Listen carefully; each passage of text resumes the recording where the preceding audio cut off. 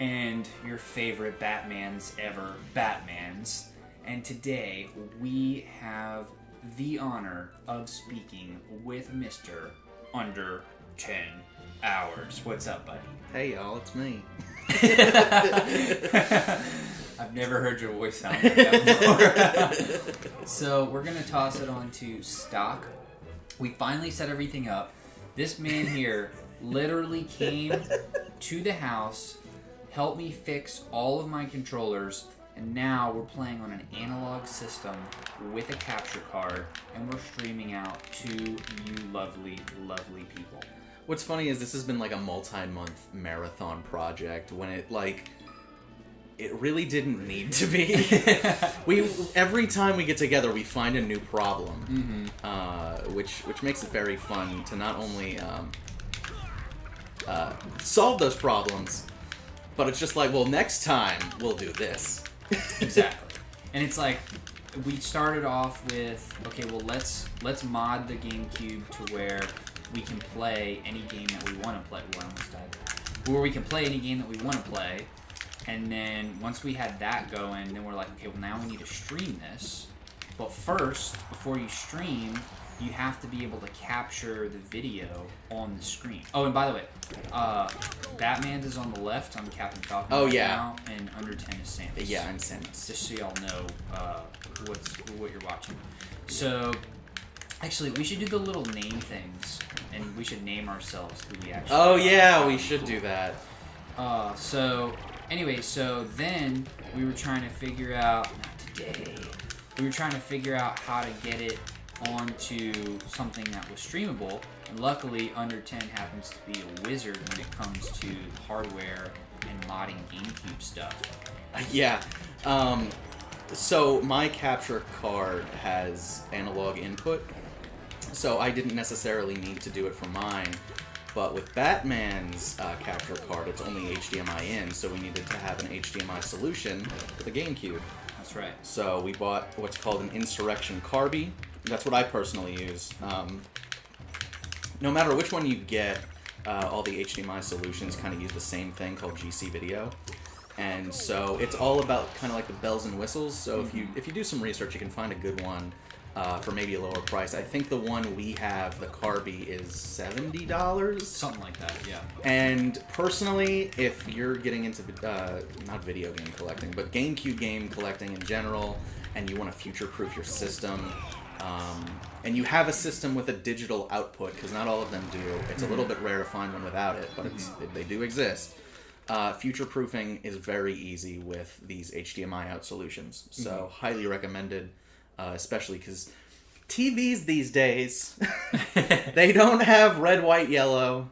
Some of them don't even have component out. So it's always good if you're trying to collect older things to have a way to play them on newer technology. That's right. And personally, I think this 480p output looks pretty freaking good. Mm-hmm. Now, as you all see, we are children. Because as you saw the names. So I'm going to do that, and then I'm going to let you set yours up. Now, I want to make sure that we're able to read the chat here. And oh, yeah, I forgot to pull up the... So, it's all good. We're going to... Let's see, how do I want to do this? So I want to get that chat over here. Okay, I'm going to move over one of my monitors. Okay. So we're able to see that, and then we'll just have to look back. Unlike cool guys who don't look at explosions, we're going to have to look back at the explosion. But cool guys do look at chat. That's right. That's right, they do. Okay, so we got the chat behind us, so we're not ignoring you, but we're going to be able to look back after each round. We need to have like a mirror just to like reflect. Okay, funny story, real quick. So, back in the day, my great-grandfather, right? Your great-grandfather? My great-grandfather. I don't think I ever had the privilege of meeting him. Me neither. He passed away before we were born. Ah, that explains it. But he was a total boss. I'm not gonna you can finish sipping your coffee. I'm not gonna hit you. Okay. Okay, so... Wait, anyways. this is coffee? Thought it was Gatorade. So this man, right? He was so into sports and betting that he had 2 radios on at the same time, along with like 3 TVs in the 70s. In the 70s. Okay, and the reason I bring him up is because you mentioned a mirror. When this man would go handle his business in the place where you handle that, he would literally have, meaning for those who aren't catching on to that reference, when he was taking a shit, he would have a big mirror in the bathroom that would show him the TV. It would reflect the TV. So even when he was using the bathroom, and actually I think really he was taking a bath. I think that's when he was doing that. But he would literally be watching all of his sports stuff while he was taking a bath using the mirror. So it would only be fitting if I actually got that set up. Yeah. What an absolute legend. On top of the fact that these days you could just have an iPad with multiple screens. Yes, that as well. He would have loved that. He would have loved that. He would have probably been like, how do you use this? Yeah. What's this thing? Well, he was really cool. So he did business internationally. Oh, so yeah, maybe he was a little bit more technologically advanced than most people. I think even if not technologically advanced words, even if not technologically advanced, he was really good with people, and so I think he would have wanted to figure it out, and he would have known the right people to ask to help him with it. Which is half the battle, right? Well, yeah. I'm basically the same way, except knowing the people has been replaced by Google. Google and YouTube.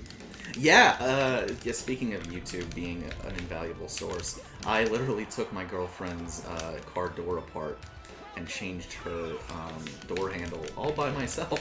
Whoa. Using a YouTube video. So if you ever have any kind of necessity and you want to save a few $100s in labor, I don't take any responsibility if you break something. But maybe, if you're comfortable doing that, check out YouTube. Yeah.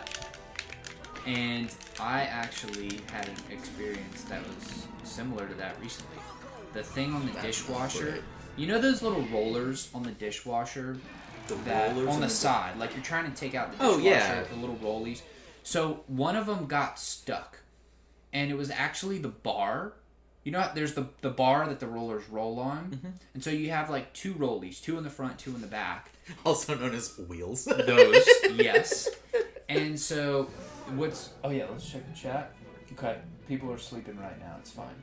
Oh, we have some homies in the stream. Hello. Welcome to the stream. What have you fixed lately? What have you fixed? So, Let anyways, me know in the comments down below. the little rolly thing didn't the actual sidebar came out of one of the rollies, and so if you try to shove it back in, it won't work because that's what prevents it from coming out. So it's going to be the right size to prevent that. So I had to YouTube it and figure it out, and luckily it worked. In like there you go. 5 minutes, it was great. But anyways, let's get back to what we were talking about before. Oh, this map sucks for G-Dorf, but that's fine. Let's get back to what we were talking about before. So we then had to find this thing that allowed us to get the HDMI in and out. And then that would work well with the Razer Ripsaw that we're using as the capture card. And obviously that plugs straight into the computer as well, and so we can make it work from there. But so Under 10 luckily has figured all of this out, and so now we're able to do this. Yeah, this has been like the end game for a long time. Literally, I think it's been like maybe 6 months. Genuinely, we've been trying to figure this out step by step every time we've hung out. That's right. And we've hung out a bunch, and sometimes we didn't make any progress, but other times, like today, we just totally knocked it out of the park. We finally had all the pieces in place. Exactly. We have the capture card, we have the game, and we have the HDMI adapter, which is exactly what we need. Oh, you knew I was waiting for it. So, anyways, let's talk a little bit about Under 10 World. your gaming stuff, things, if you feel comfortable talking about it, outside of gaming stuff, like what's going on in your life, state of gaming, etc. So what's kind of been taking up all my time, which is part of, I kind of, nice, which I let my viewers know, is that I am kind of like taking a little bit of time off from the weekly uploads. I'm doing bi-weekly uploads now. And for those who aren't familiar, give us a little bit of background on exactly I what should you definitely say that. So basically, I'm really burned out on like the state of modern gaming.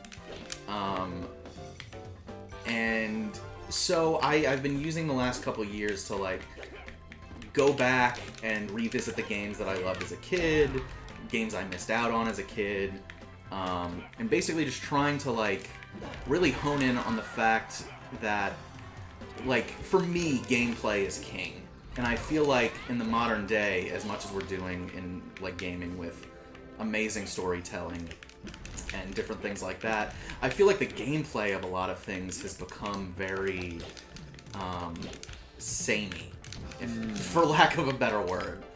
Like a cookie cutter template that people are following. Yeah, and like this is not to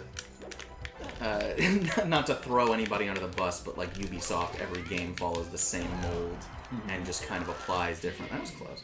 Applies a different kind of theme to it. So like the next Assassin's Creed is kind of like a similar version of the last one. Well, so I haven't really played any Assassin's Creeds. Okay. They've never really. I love Assassin's Creed, by the way.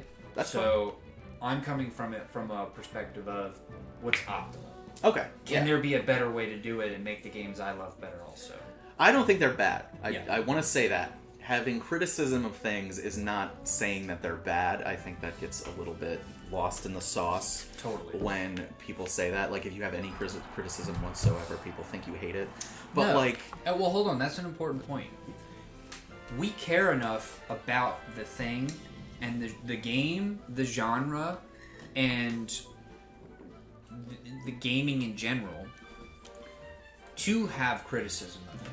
Like, we care enough to actually criticize it because we want it to be better.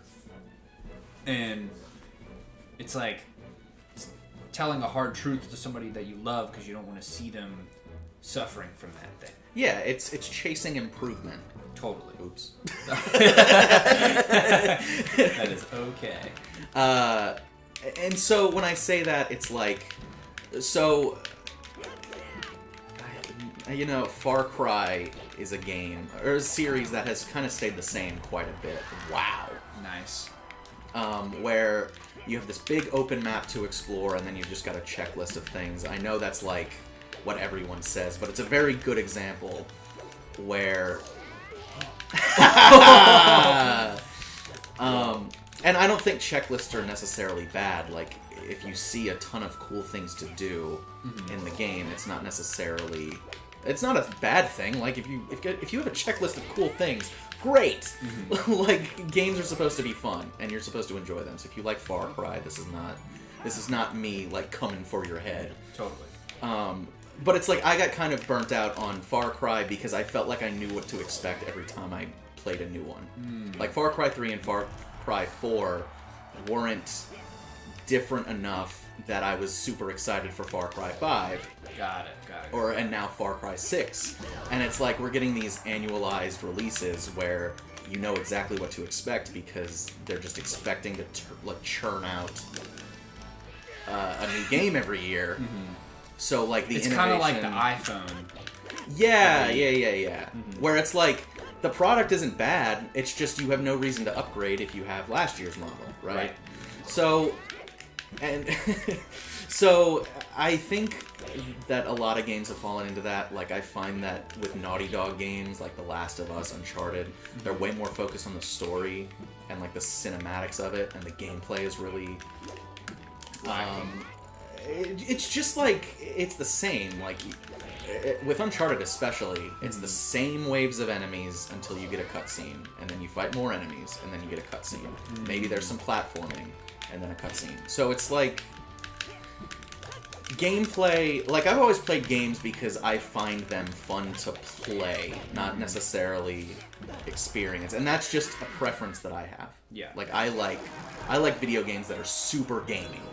Like, I find that a lot of games from, like, 2006 on, like Capcom especially, like Resident Evil, Dead Rising, all those super campy games that, like, the story is just kind of like the gravy on top. Yeah.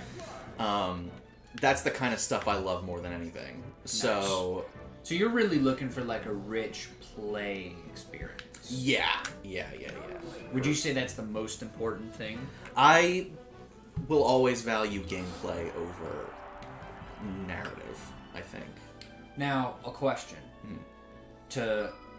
And this is, I'm pretty interested to know what your take on this is going to be. Let's say it was great gameplay, terrible story, or That's most of what I play. or decent gameplay, decent story. You know what I'm getting at? Like, how much more important is the gameplay to you than the story?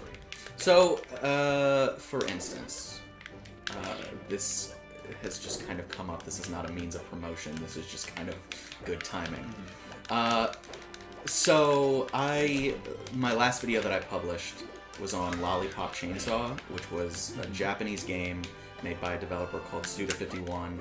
Over the last year, I've been playing a lot of his games because I hadn't really experienced them, but he made No More Heroes, which has quickly become one of my favorite games. And so I've been kind of going through his catalog and playing his things and seeing what he has to say. He's considered like the punk rock video game developer because he makes what he wants to make, and he does not care about critics, which is apparent because his games always are very polarizing. But Lollipop Chainsaw is like a scathing criticism on like female representation in gaming, about how like, and this was a very controversial video that I didn't anticipate being very controversial, but of course people got mad when I said, hey, maybe you should respect women. Right. And everyone freaked out. And basically, that game's gameplay was just good enough that I wanted to keep playing. But honestly, with that game, I found the story way more compelling. Like, it wasn't bad gameplay, it was just, compared to other games he's made, it was not nearly as fun. Yeah. But in that case, what they were trying to say with the characters and like the boss fights were really cool. It was just like the in-between was kind of a slog. So gameplay is always number one. There's always going to be like outliers. But overall, what I'm looking for is gameplay. So I'm interested. How did you come to this whole? Like, how did you come to this philosophy? Was it just naturally over time? You were like, all right, gameplay number one. Was it always like that, or like how did you develop this philosophy? So, I used to work at GameStop, like many gamers who think working at GameStop is going to be awesome when it's not. And that's not to say that my co-workers were bad. In fact, I'm very good friends with a lot of them. I loved the relationships I'd made with my co-workers, but it's the corporate stuff anyway that makes it bad. But anyway, I was talking to a friend, and this was like 2015, 2016, like toward the end of my tenure at GameStop, where I was just really burned out on games, and we were talking, and I was like, nothing really interests me about anything coming out anymore. And he was like, well, this guy used to think he knew everything. And he was just like, in 10 years, you're not going to be in gaming anymore. And I was like, what? And I was like, maybe that's true, but it's not gaming itself. Like, I'm not bored of holding a controller and playing games, right? It's that the industry has come to a point where they're not making things that I'm interested in, which is like, that's fine. Like, they're companies, they've got to make... They're going to do what they're going to do. They're going to do what they're going to do. They're going to make the stuff that sells a lot, whatever. And this was kind of before the big indie game boom. when like indie developers started like really picking up the mantle for experimentation and cool things. Like, yes. And I was like, and I've always kind of thought about that, right? About which part? The part where he was like, "You're not going to be in gaming anymore," and I wasn't scared of that, but I was like, it would be very weird for me, like, to have this hobby my entire life and then all of a sudden not be into it anymore. And so, was he talking like you're not going to be in the gaming industry as a career? No. He was just like, "You're not going to play video games anymore." Oh, you're not going to. Okay. And I was like, well, what am I going to do? like, I play video games. What do I do with my hands? Yeah. Like, in my head, I was like, there's no possible way that that's going to be the case because... Like, I'm always going to have some kind of touch point with gaming because it's something that I love to do. Like, I think I've... And this is going to sound like super gamer cliche, but I feel like it's taught me how to think in different ways, and I'll get to that in a minute. Oh, I'm really interested to hear that. But, basically, like, that...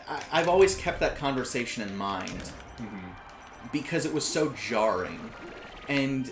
Basically, so when I finished school, and I've always wanted to start a YouTube channel. Like, always wanted to start a YouTube channel. My roommate in college and I were gonna start a YouTube channel, and we got too busy. But I had all the capture card equipment and stuff, and I bought a microphone, a Samson Meteor mic, which is a really good microphone. It's like $60. Like, if you want a good beginner microphone, highly recommend it. But I never did anything with it because I was always like, my channel. Oh, what's up, Viking? The Irish Viking. Yeah, we were trying to do Melee, but that was the only Super Smash Bros. They had was Ultimate.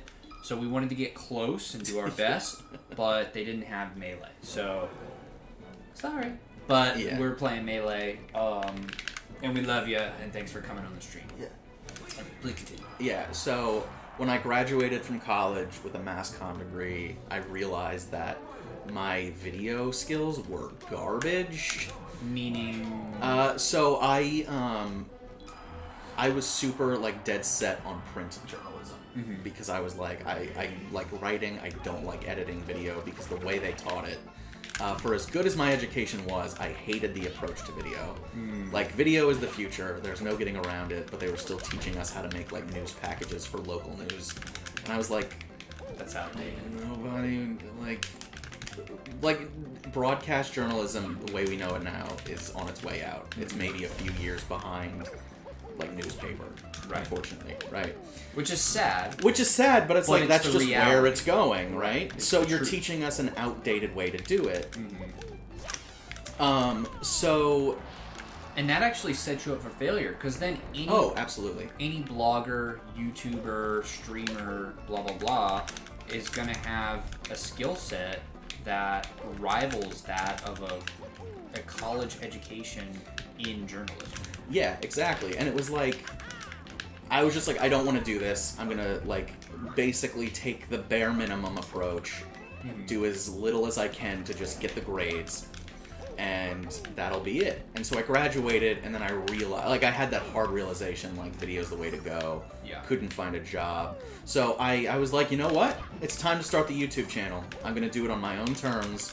I'm going to make the videos I want to make, and I'm going to get to a point where I'm playing the games I want to play, regardless of how old they are, especially if they're old, because that's really become my...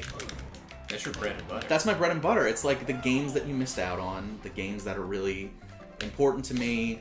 The more games I've played, the more I've really honed in on what I love about video games, and it's cool gameplay, games that do different things,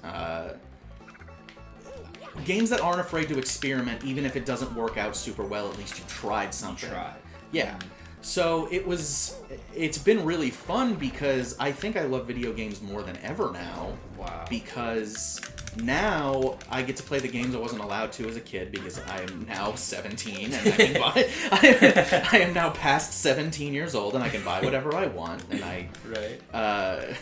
Before the pandemic, I had money to spend on games that I wanted to buy, and I've gotten into a ton of series that I would have never gotten into had it not been for my viewers recommending me things based on stuff. And I found some of the greatest games ever based off of friends who have watched my stuff and said, "Oh, you played this? You got to check this out." The game Killer 7 was another Suda51 game. That was the second one I played by him, and that game is an absolute mind F. But it's unlike anything else you've ever played, and I would have never known about it had it not been for a recommendation. So it's been a way for me to not only get better at video, it led to my first ever job. I ended up working in video before I worked in journalism. Awesome. Which is amazing. It was so cool that my YouTube channel got me a job. So, do you remember that time where we were in my kitchen, not in this house, in the other one, and we were looking at channel art and doing some YouTube SEO and planning that out? You remember that? Oh yeah. Because I remember that fondly. I do too. Where was that in your progression? Was it right when you started, or was that after a little while? I think that was 3 videos in. 3 or 4. I think it was really close early. to the beginning. It was very early. Did you... Whoa! Did you... That was a really good game. Yeah. Did you know at that time... Because I was so excited for you. I was like, this is the future for you. This is so perfect. You get to do all the things you love. This rocks. I'm so happy for you. Did you know at the time that it would lead you down this whole journey and you would end up where you are now with having had a lot of really cool experiences and still really in the beginning stages, but still having made so much progress? I mean, what, you're in the thousands of subscribers already? I am very close to 2,500. That's incredible. 20-ish subscribers away. That's awesome. Yeah. It's been a wild journey. The last year, my channel has grown more than I ever thought it would. Wow. I think there's always going to be in the back of my mind this idea that I want to do YouTube full time, and I'm not the kind of person who just jumps in at things without having a clear goal, or I'm not someone who can just say I'm just gonna quit what I'm doing and I'm gonna focus on YouTube full time, because I can't control YouTube. I can set myself up for success as much as I can. Give it your best shot. Give it my best shot, get all the SEO and the tags and all that stuff, and YouTube still has to shine down on me and pluck me from obscurity. Exactly. So I'm not somebody who's just gonna say I want to do YouTube full time, but I won't until I know it's financially viable. Totally. Which I think is something a lot of people struggle with doing, for understandable reasons. But in my head, YouTube is the end game. Yeah. It's the goal. Because it is something I love to do, doing something I love. It would give me the flexibility to be there for my family, my friends, whenever. And so I think when we were in that staging spot, I don't know what it's hard to get back into that mindset because of everything that's happened in the last couple of years. But I feel like when we teamed up to do that, and I had the content, and my first video was doing pretty well. It's still one of my top videos, which is unbelievable. Nobody gets it in one. Right. Except for me, apparently. And then I've never repeated that success.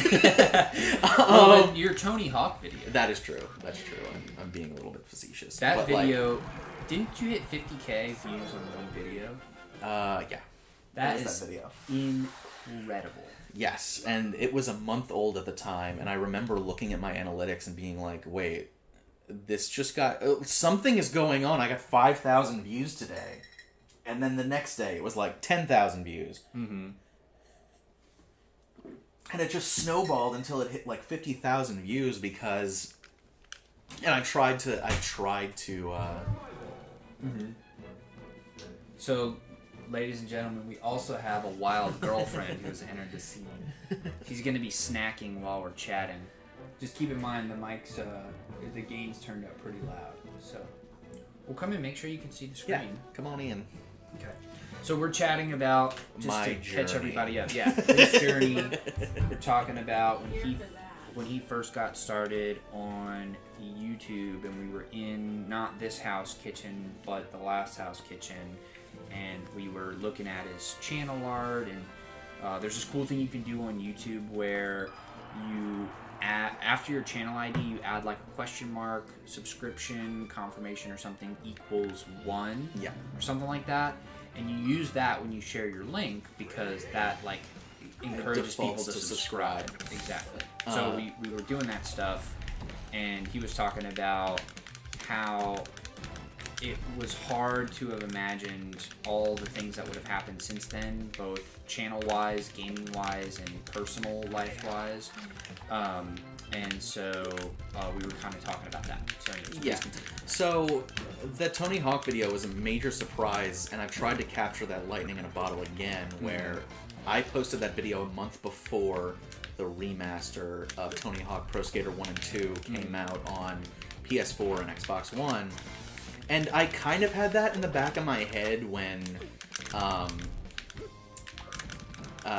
I made that video, but more so, I did that video because it's a video called Why You've Been Told the N64 is the Worst Place to Play Tony Hawk Pro Skater, because before that, I had done like a collection video where I showed off all my N64 games and stuff like that, and people were like, you gotta make a Tony Hawk Pro Skater video. Right. And I was like, okay, I'll make it. And so it was less about the fact that that game was coming out and more that people wanted to see it. And so I ended up making the video, and I phrased it through the fact that my entire life, people have like, not bullied me, but they've messed with me being like, why would you play this series on N64? And I was like, A, it's all I have, and B, it's all I've ever known. But and you were incredible at it. Yeah, I remember you got like, I don't know if it was in the millions, but I remember you landing combos and then stacking more combos, and I was trying to do like a single kickflip or something, and I was failing every time.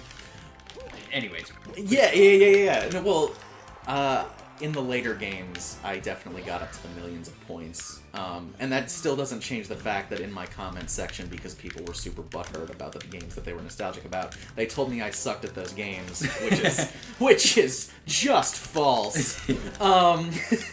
You gotta have your trolls and haters. Of course. And I've probably been playing Tony Hawk since before they were born, which is a weird thing to think about. Totally. But it's another thing, it's even weirder when, like, that's not even wrong. Like, I've been playing Tony Hawk Pro Skater since I was... I mean, I got my N64 in... You were probably 99. Like 6. I got it Christmas of 99. So I would have been 5, yeah. And basically, I've been playing Tony Hawk's ever since then. So I've been playing it for 21 years.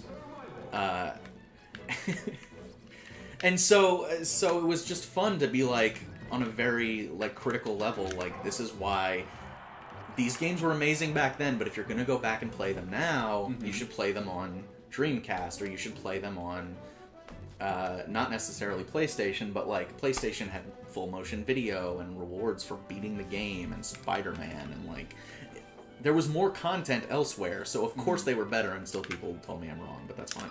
Well, you actually played through all of them. I did. I played through all of them. You have experience with all of them that most people are never going to have that much experience. So you're actually an expert in a lot of those fields. Yeah. I'm not going to call myself an expert, but I'm very well versed in it. Well, think about it. On a very personal level. What does an expert know? They know it inside and out, which you played it, so you know it. They've compared it, which doing your YouTube stuff, you obviously took the time to compare it based on your experiences, and I know you sometimes will look stuff up to add into the information. So you actually researched it along with having played all of it, and you love it. So you're passionate about it too. Like, that kind of checks off the boxes of an expert in my opinion. All right, well, you heard it here first. I'm a Tony Hawk expert. That's right.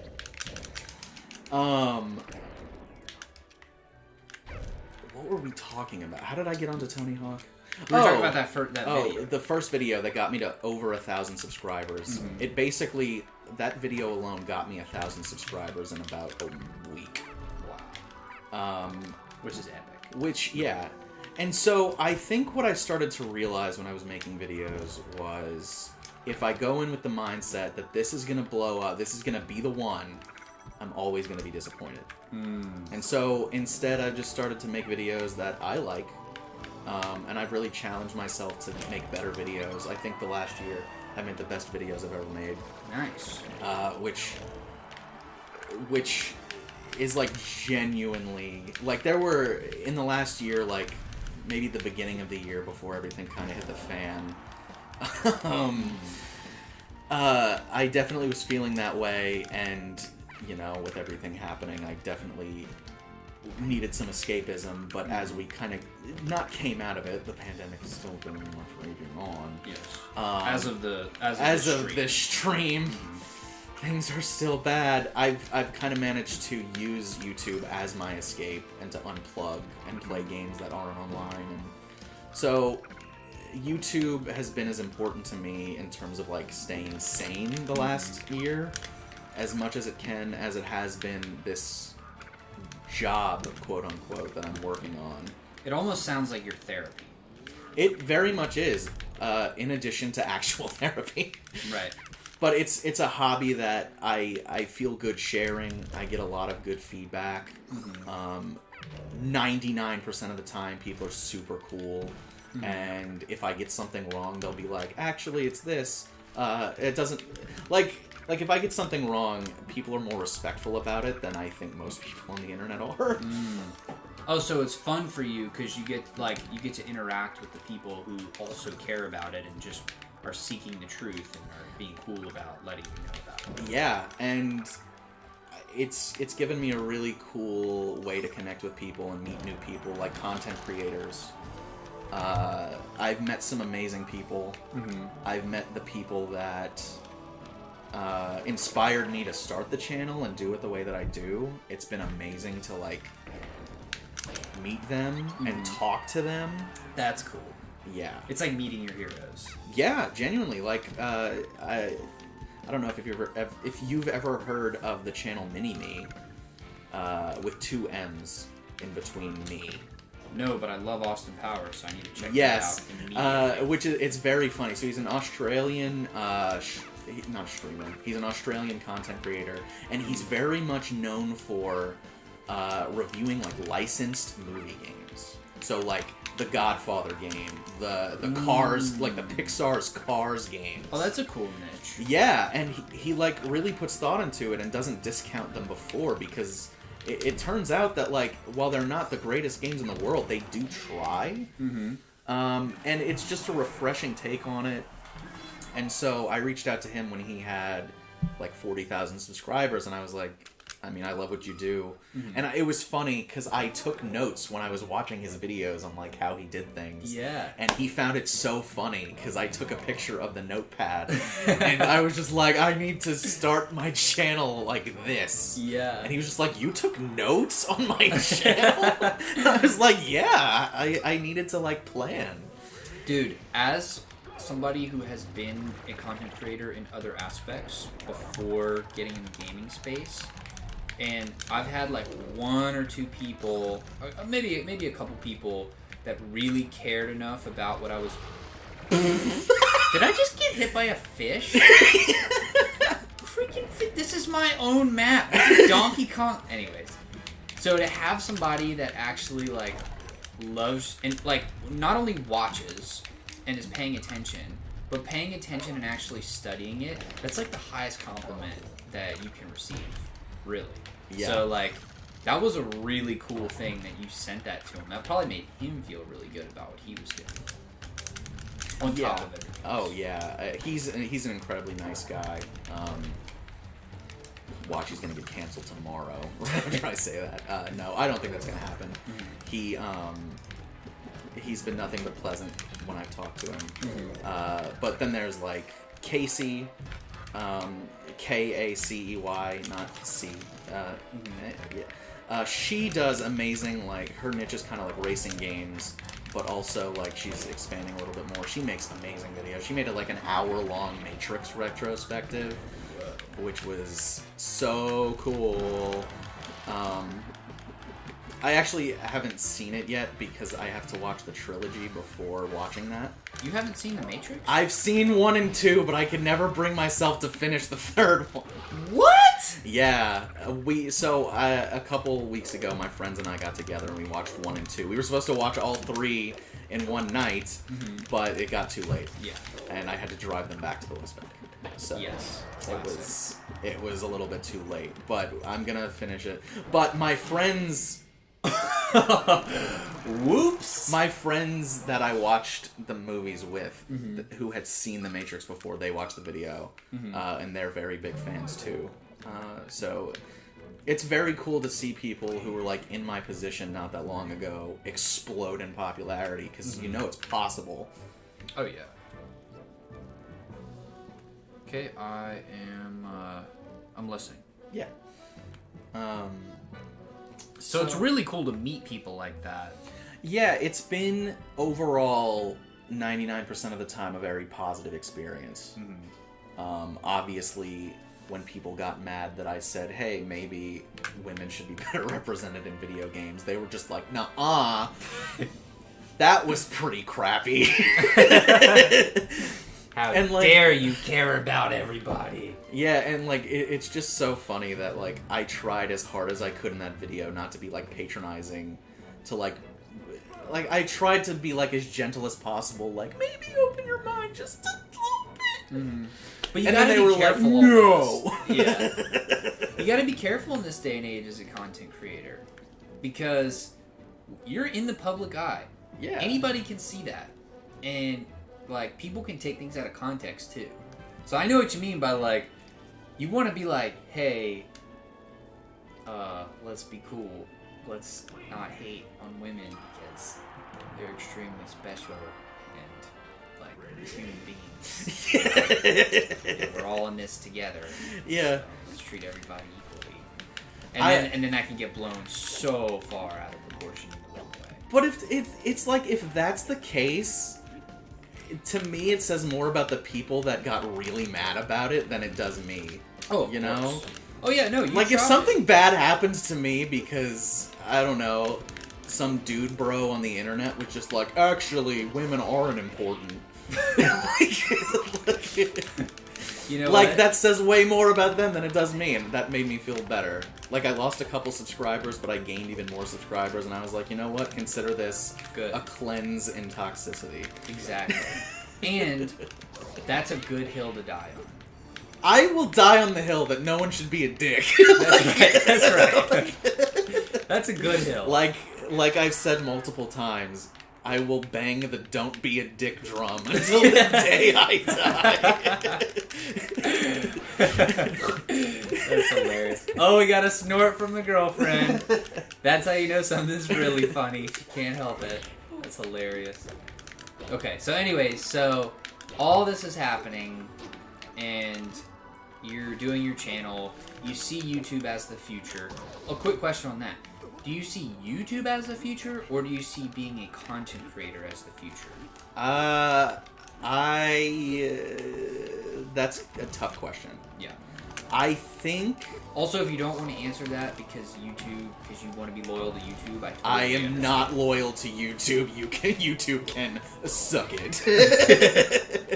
Okay, I will say I love YouTube for the idea. I do think there are a lot of things that need to be fixed, but I'm very grateful for YouTube, and I think you are as well. So we're not hating on it, but there are things that need to be changed. Let me clarify. Okay. Yeah. YouTube as a platform, invaluable resource. Yes.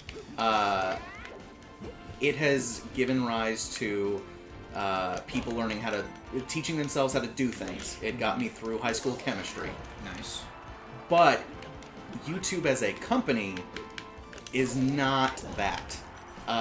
YouTube is nothing without its creators, and I firmly believe that. The only thing YouTube does differently is give people a platform to do the things that they were probably going to try to do somewhere else, except they make it easier because anybody can upload. You don't have to pay for storage space like Vimeo, and that's the core difference. Yeah. If somebody made a content creator first platform that did the same thing, and they, like, actually tried to do things the way... Like, they listen to feedback. Yeah. Right? Which YouTube historically doesn't, because it's like, they make their money, it does not matter. If it was a content creator platform first, I think YouTube would lose a lot of its value. Oh, because if somebody was doing what YouTube does, except focusing on keeping creators happy... YouTube would either have to change or go extinct. It's just that the amount of money it takes to hold these servers that gets, like 1 billion minutes of footage an hour or something like that. Like, an absurd amount of video. Totally absurd. Like, there's no one who can compete. So... Well, nobody that's choosing to compete. Because somebody like maybe like an Amazon or a Facebook, I don't like either of those companies, but that's another conversation. Well, but they could. They totally could. Or like a Microsoft, like they have the technology, or even a Nintendo. Like, I think they have the resources to be able to do it, but do they want to fight that battle? I don't think so. So Nintendo's in the dark ages when it comes to anything to do with the internet, so while they have the money, I don't think they'd ever even try. Right. But you know what, I'm not talking about the specific companies. I'm just right, saying right. Somebody could do it, no one will do it. Right. Because of reasons. I don't know. What those reasons are, it's probably because of the money, on top of the fact that I think a lot of people just don't believe they can compete against YouTube. Because it's just a juggernaut. But I do believe that if, like, an up-and-coming company, like a startup or something, that was focused on keeping creators happy, they might have something to it. Or at least they would scare YouTube enough to make some changes. But I think where a lot of creators, their real money will come from is their audiences. Like, that's why Patreon exists. It exists out of a necessity for creators to make money off of their content that they're producing for free. Like, if YouTube was competent at supporting creators, Patreon probably wouldn't exist. Right. Like, you know? Probably not. No, because they saw necessity, and they saw creators struggling, and that's it. So you think if YouTube built in like Patreon functionality, you think that would solve a lot of the issues? They kind of have already tried that. I think Patreon still has the creator-first mentality that YouTube doesn't. And so you're saying it's a mindset that's pervasive through the whole thing, and that's why the issues keep popping up and they're going to continue to? I think even if YouTube tried to change their stance, it would take a lot of PR and damage control to get them to do it. Like, I don't know... So, I don't have the, what is it called? You don't have subscribers, you have members of the channel on YouTube. That's what it is. You have members of the channel. And a few of the content creators that I like, they have that. I don't know if... I would never do that, because in my head, YouTube's not supporting them. But I think it's probably the same cut as Patreon, if I had to guess. Okay, so but even though the functionality is there... I think Patreon just does it better, personally. Because it's not that YouTube's not really doing anything that Patreon doesn't already do, but slightly better. Okay. So, okay, so wait, let's get back on to what we were talking about before. So we were talking about that time when you were first getting started and how it's now gotten to... Nice. How it's now evolved into so much more, and that you would love to go full-time in it, and that's your plan in the long run. But that, as of right now, your posting schedule has had to shift for personal reasons. Yeah. So I'm in a computer program that's going to take me from not really knowing how to do any type of programming to being a full stack developer, as they call it, which is like front end, back end, all kinds of good stuff. And that's eating up a lot of my time. Mm-hmm. A lot of my time, but it needs to. And I need to focus on the fact that until YouTube starts becoming a viable work option, I need to have something that can let me build my future. Like, I want to get married, I want to get my own home, like, YouTube's not that right now. Right. I think it might become that one day. I'd love for it to become that one day. But I need to be real. I need to be realistic. And this program seems to be the way to do that. Totally. So when you say full stack development, like, what does that actually mean to a normal person like myself? So it's like front end, like HTML, CSS, but then it's also back end. So what we're learning is JavaScript now. We're going to go into a bunch of different programming languages. And basically, it's going to make me very versatile and hireable.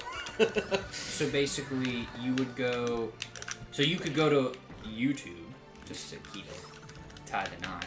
So you could basically go to YouTube and say, I will help you build YouTube better. Like, how would that, what would be some things that you could do to work on the YouTube thing? If that's even the right question. Like, I think you get what I'm trying to dig out. Yeah. I don't know how YouTube works. I could work on the algorithm, I guess. We haven't learned anything about machine learning or AI yet. I'm not sure if that's part of this program, but this will set me up that if I ever want to learn that in the future, it won't be starting from ground zero. I'll have some kind of background in it. But earlier I said that video games have taught me how to, like, think differently. I honestly and truly, wholeheartedly believe that playing video games has helped me solve problems that maybe I wouldn't know how to think about solving. Because I'm a very logical person. I try to think 3 or 4 steps ahead of, like, how does this action affect this, and this, if it goes the way that it's planned, which, of course, not everything happens that way. Right. But I try to plan for the future as much as possible. But recently, I really got into Resident Evil. We kind of talked about that off stream last time I was here. But the very early Resident Evil games is very much like, it's a zombie game, but more than anything, those are puzzle games where you have to, like, you get random items. Like, you'll find a bag of fertilizer, and you're like, what do I do with this, right? How do I do this? So it's taking a bunch of, like, obscure items and figuring out how they fit within the world. Which is a very useful skill. Which is a very useful skill. That's so, like, critical I was thinking. going to say, with this program, playing Resident Evil has helped me think, like, I've got this toolbox full of things. Now I gotta figure out how the tools that I have will help me solve this problem. So it's cool. Yeah, and it's a very interesting way of thinking. Like, people, there's still a stigma on video games. It is literally the most profitable, like, market in the world because of the price of video. Yeah. Grand Theft Auto 5 was the first piece of media to reach $1 billion, and it was in 3 days. And that was in 2012. So, wait, what about movies? No, Grand Theft Auto. Grand Theft Auto 5, first piece of media to hit $1 billion in sales. Wow. Part of that is price, but it's also, like, you can't hit that without being popular. Oh, yeah.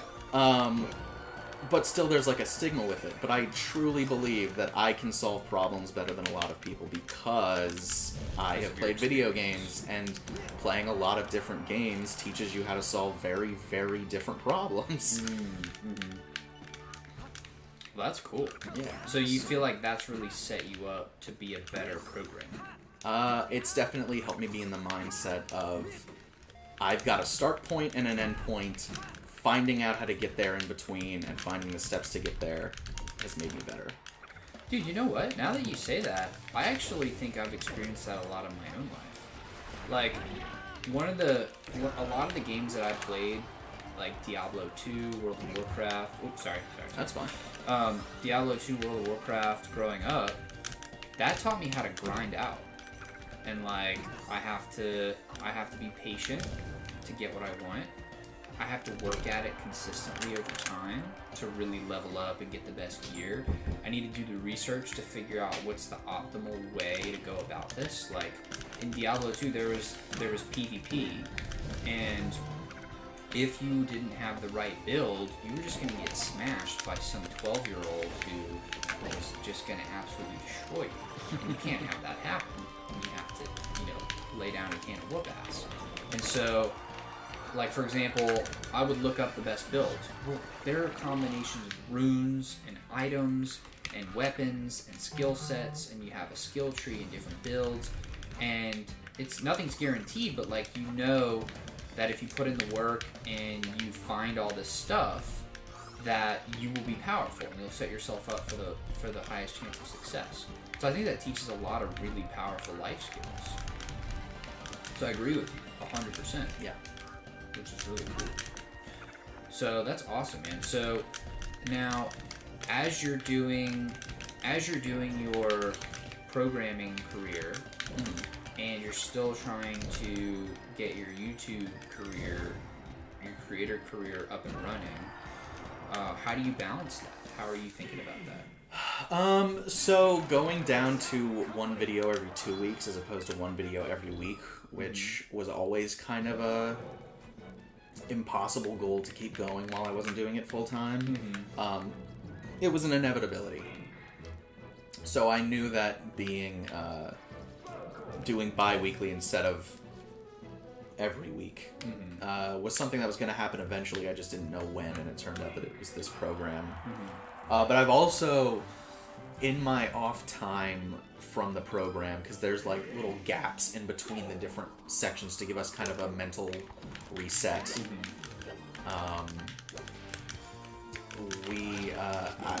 I've been using that time to like get a bunch of videos in the can, as they call it in journalism, where like they will prepping them before. Yeah, and since I'm not playing games that came out yesterday, I don't have to rush to the finish line and get a review out as quickly as possible. These games are like 10 years old, 20 years old. Like, right. I don't need to be as topical because these videos are more evergreen than they are like topical. Like urgent. Yeah. So I've really tried to stick to a very strong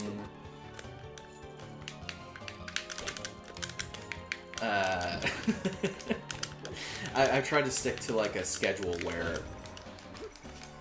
I have enough videos in the tank that if I need to take a few weeks off because I've got homework and stuff to do, You're prepared. I'm still able to upload content, but at the same time, I can make sure that I'm still focusing on school more than anything. That's smart. Well, that's also good to recognize. It's like you don't have to be first to the finish line with this. With the time, like you're not a ticking time bomb here.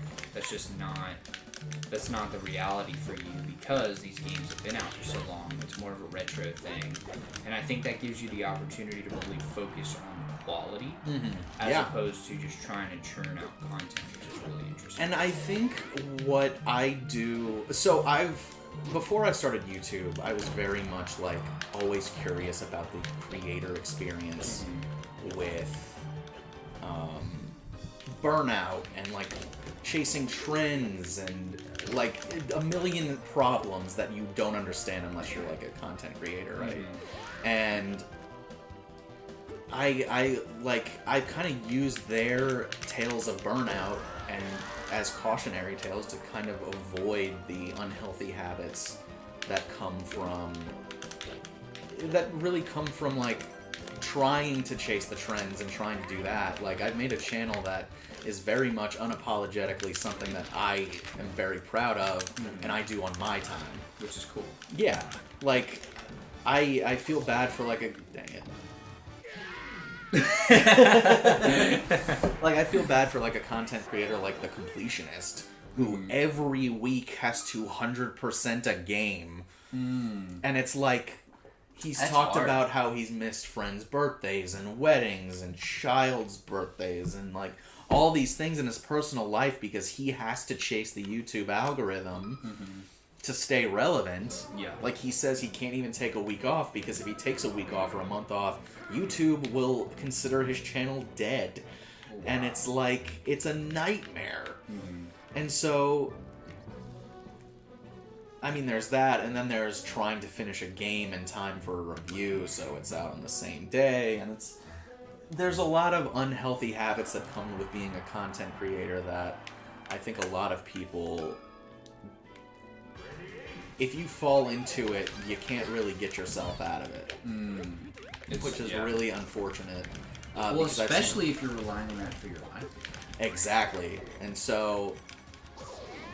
That's pretty much where my entire mindset of I make the videos I want to make in my own time has helped me from burning out because I'm playing games that I've wanted to play forever. The hardest thing about it is deciding which one to play next, right? You know, and I try to play most of the time only good games. Like which makes it way more fun. Which makes it way more fun on top of the fact that I really don't love how focused everyone is on negativity. Like, I have maybe 2 overly negative videos, but I try not to bash them in a way that's just like complaining. It's like, this is why this game is bad. It wastes your time in this way because of this thing that they thought was a feature that's actually a serious flaw. And like, they're few and far between. Right. They're very few and far between. And which is actually a really cool testament to how good of games there are out there. Yes. So my friend Leo, who goes by Lico the Low Tat, if you've ever seen my channel before, he is always like astonished at how many games I play because like I have 70 videos on the channel now. And he's just like, how do you keep doing this? And I'm basically like, well, as soon as I finish a game, I'm like, oh, cool, I finished this game that I wanted to play for a while. Now I get to play another one. Yeah. And he's like, you don't get burned out? And I'm like, no, because this is what I want to do. Like, if I wasn't playing it for a YouTube channel, I'd be playing it in my own time. Right. So, it's... Oh, I'd get out of there. Yeah. But it's just one of those things where it's like, if you research what can happen and all the problems with being a content creator and how difficult it can be, you can avoid that for yourself. And you might grow slower than other people who are chasing the trends, but you're going to be healthier than the ones who are constantly living and dying by the algorithm. Like, so you have longevity. Yeah, and you don't grow to resent the work you're doing, you know? Like, keeping it in gaming, I think somebody like Scott the Woz, he's a guy who makes a video every week, but he makes amazing videos about whatever the heck he wants to. That's cool. And the quality of the work he makes, like, outshines the fact that the algorithm normally wouldn't pick that stuff up. But at the same time, it's like, he has millions of subscribers because people buy into the fact that he loves what he does. Which is cool. Yeah. And I'll play really. And the cool thing too is that makes you unique. Yeah. Because if you're just doing what everybody else is doing and trying to be the fastest, there's always going to be somebody who's faster than you. Maybe not now, maybe not in 5 years, but maybe 20 years. Eventually they will be faster.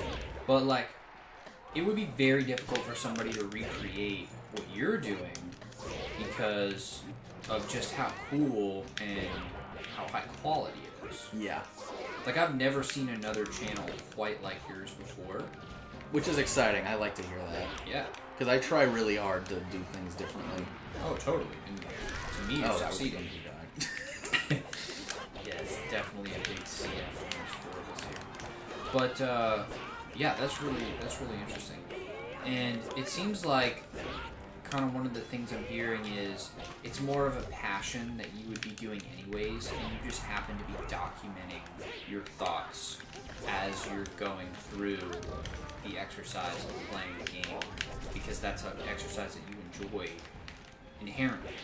Yeah, I have a friend in real life who's also a content creator / internet personality, Okayla. Okayla. I'm pretty sure it's spelled that right. It's hard to like spell things when I'm playing a video game. Totally. But I remember her tweeting out like one day, and this was a while ago. This was probably a couple of years ago. She was like, "I want to start making like a journal where I document my experiences with games, so like I can look back and like remember what I was feeling when I was playing these games." And I was like, "Wow, that's such a cool idea. I wish I do that." And then I realized I do that. It's exactly called YouTube. That's awesome. But like since I missed out on a lot of these games growing up, I have no nostalgia for them. Like, I'll remember them in bits and pieces because of commercials or something like that. And, like, what was always so interesting about, like, that time was if you didn't have a magazine, you really couldn't find reviews, you know?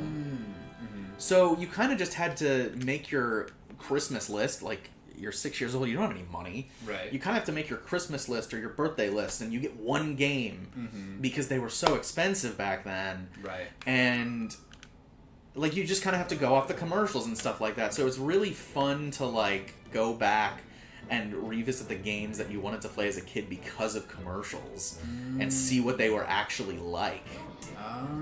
How often did they live up to their reputation? So I do think that the fact that time has passed and the good stuff kind of rises to the top. It's easier to find good games from back then.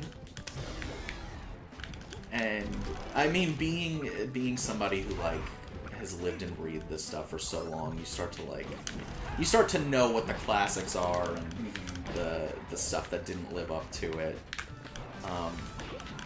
But I just find it like so fun to like go back and finally experience them for myself, even if maybe they aren't as beloved as they were back then because it's all you had, you know.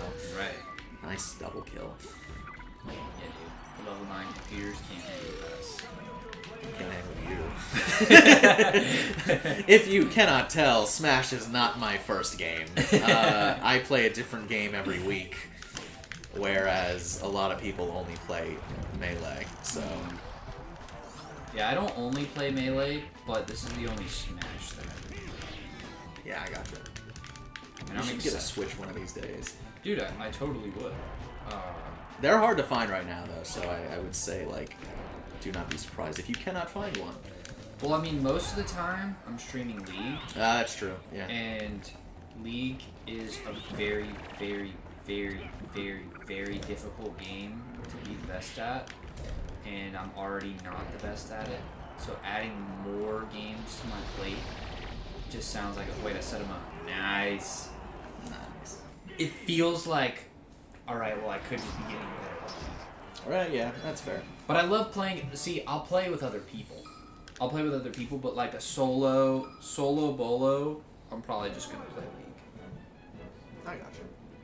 But that's because Do you ever get burned out on League? Oh, yeah, dude. Oh, my God. When you get your ass kicked in like a 40-minute game, you put all that time and energy, and then you lose, and especially if you're getting trolled, because there's a pretty big issue with toxic people. Of course. And my whole thing is, I'm keeping it 100% positive. I'm staying positive, I'm protecting my mental, because I owe that to myself, I owe that to my teammates, and I owe that to all the people who are on the stream, watching the stream. Because there's a big problem with toxicity, so I'm going to be the solution to that. I'm going to be the answer. I'm going to make that go away. There you go. And so, it's tough, because the game is meant to be difficult. It's meant to be hard. And it's supposed to be mastered. But you can't master it. I'm convinced. The best player in the world can lose at any moment in time to anybody else. Yeah, you might have a better chance of winning. Now we're getting our asses kicked. Yeah, I looked at you for a sec and then realized that was not me. But yeah, I totally can get burnt out. Now, and I'm a jungler in League, so that means like I'm the shot caller. I influence the whole map, and if we lose, a lot of the time it's my fault. Now, occasionally you have somebody that's gonna just run it down, and that means they're literally just giving kills to the other team. They're not even trying anymore. They're being bugs, and that happens from time to time. But most of the time, it's the jungler. Because if I... Oh my goodness, you can't even take a life. Because most of the time, if you're getting out jungled, or they're just killing you, or your laners are getting killed, or whatever... And I know you don't play League, so this might sound like a bunch of gibberish. Basically, if no, I understand it though. I'm following you. Like if your teammates are getting smashed, and they're most of the time it's because you're not helping them. Or if you're losing objectives, it's because you didn't prioritize them, or you didn't do the right thing that you needed to do. Wow, we got smashed. Like you're not doing the right thing that you're supposed to be doing, so it's on you at the end of the day. Right, so after right. that, you know it's on you. And then to try to keep it positive still, like it's a challenge. It really is, because it can be very frustrating. Oh yeah. And to combat that, I actually research a lot of like sports psychology, and I look up like people who are coaches for the best teams in the world, the best players in the world, and it's no one answer. Like, there's no one answer to it. A good answer is you have to just know what you're getting yourself into beforehand.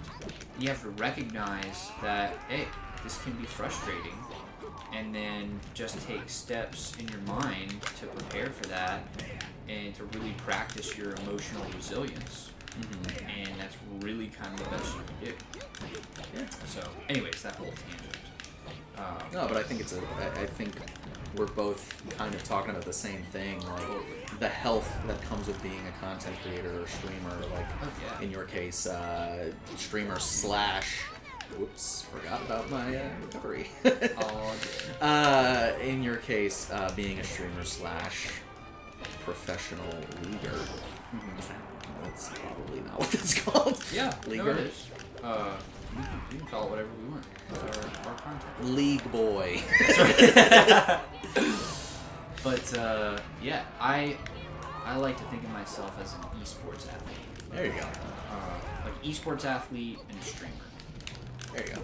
So, but yeah, so it's double, and then trying to work on my craft and stream at the same time, and then it's like, wait, is streaming the craft or is gaming the craft?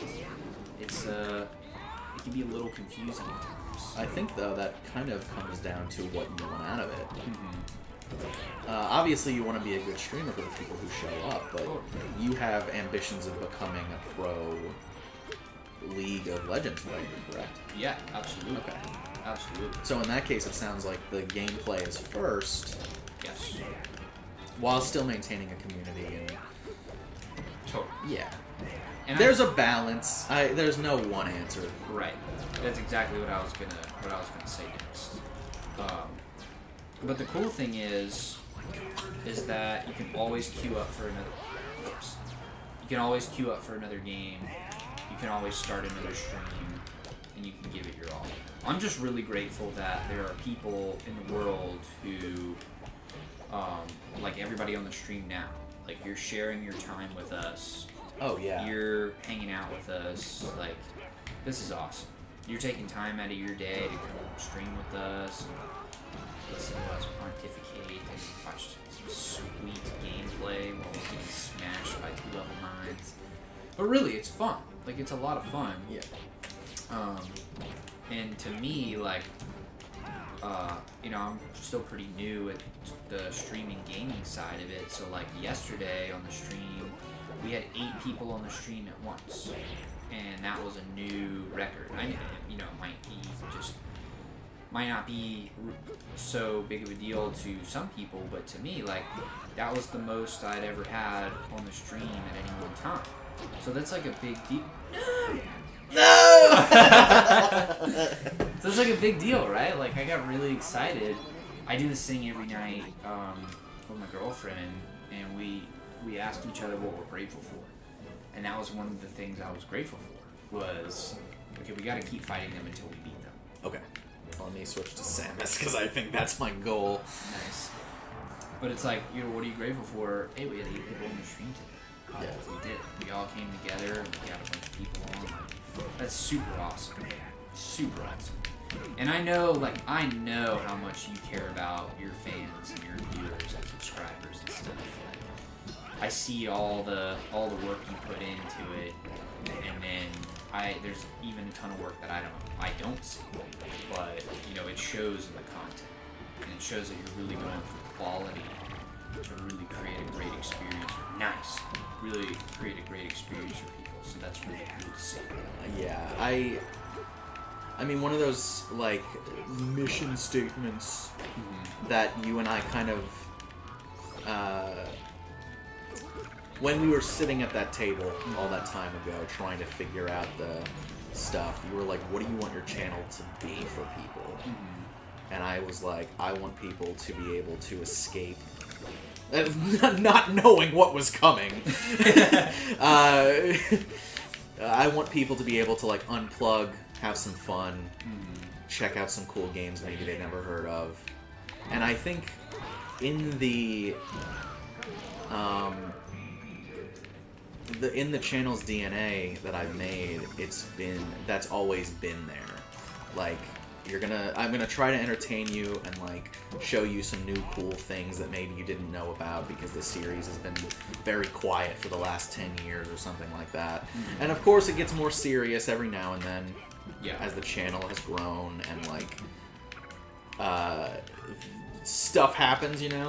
Everybody's got stuff going. You know that more than anybody this year. Not being too specific, but yeah.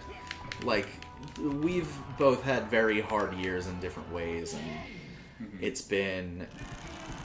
It kind of comes through on video. I think in my case, like, you know how, like, when you're dealing with stuff, like when you're feeling bad, you listen to sad music. So if you're sad, you play some, like, sad games, and I feel like with everything that happened, like a game like Metal Gear Solid 2, which, like, unbelievable game that, like, destroyed me, like, on an emotional level. Like, it was probably my, like, rawest, most emotional video ever. And it came through, but it was, like, it was authentic, and it was something I, like, felt like I needed to share, because that game, as much as it, like, it made me feel very much in my emotions, for lack of a better term.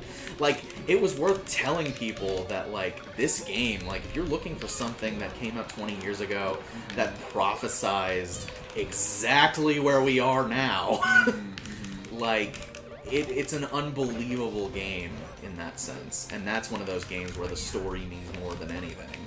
And it made you feel it. Oh my god, yeah. Which is powerful. Yeah. Like, and somebody typed in digits and letters, and you feel it.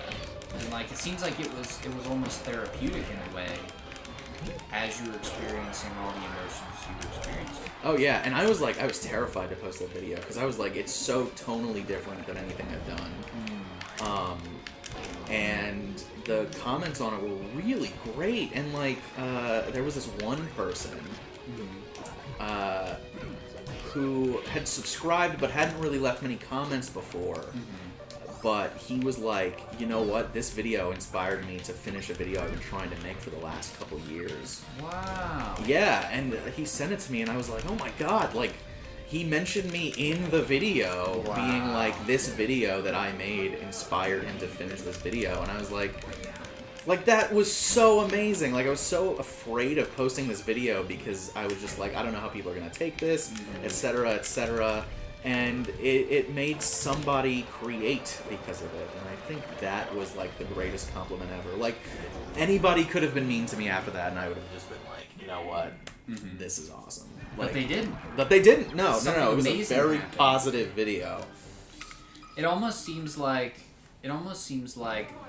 because you got vulnerable with it. I know that's a buzzword right now. Vulnerable. Well, yeah, who is not vulnerable right now? Yeah, seriously. But because you really let that show in your content, I think people really resonated with it because that's what they were probably feeling also, and you just had the courage to let that shine through on the internet, which is can be a very intimidating and scary place. Oh yeah. Oh wait, we just fought those two. Oh yeah. And we won. That's right.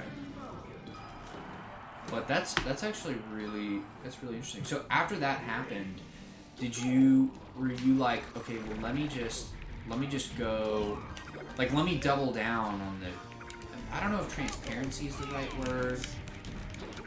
It seems like kind of letting the emotions flow through video. Like, you know what I'm saying? Did you try to tap into that more? Did it change anything? So, at that point...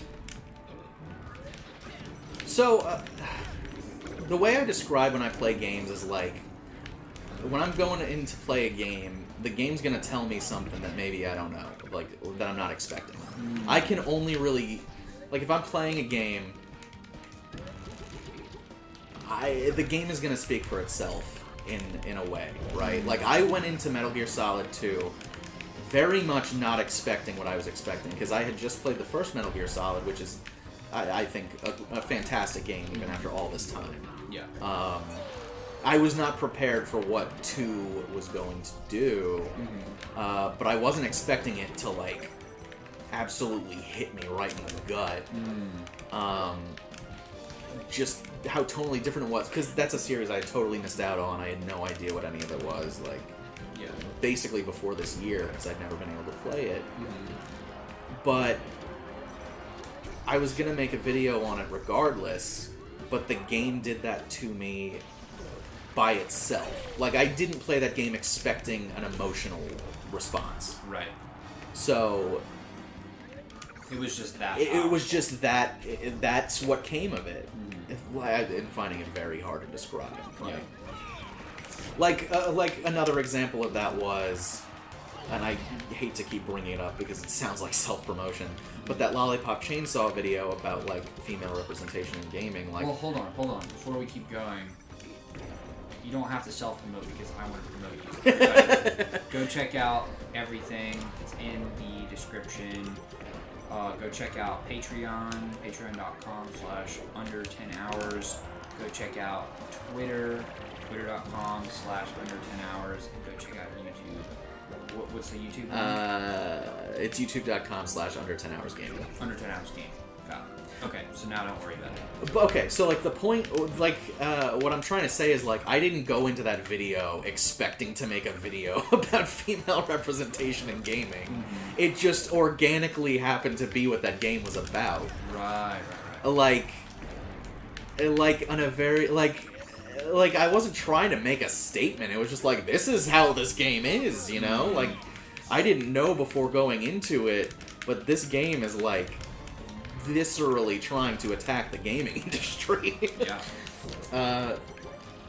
And it does so in a way that I didn't think was perfect. Like, I made a point to say, like, this is not the perfect way to go about this, but it does do what it's trying to do. And, I think, like, I'm just letting the game make me feel how it makes me feel, right? So... But you're also sharing. I am sharing that, yeah. And I think it's important to share how these games make you feel as much as it is like, oh, the gameplay is good.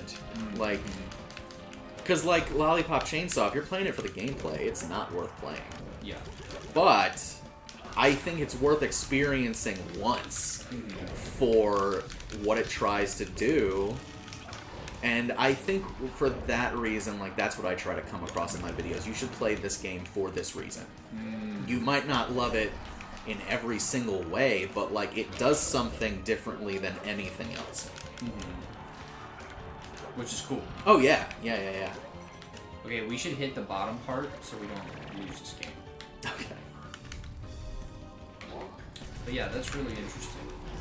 So it seems like the way that you create also, and how you feel about creating in the games has evolved over time, right? Yes. So, I used to be very early on very much about just straight up retrospective. Like, this game does this well, this game doesn't do this well, end of story. Like, you're hitting us with the facts. Yeah, Keeping like, it professional. like if you play this game, you should expect this.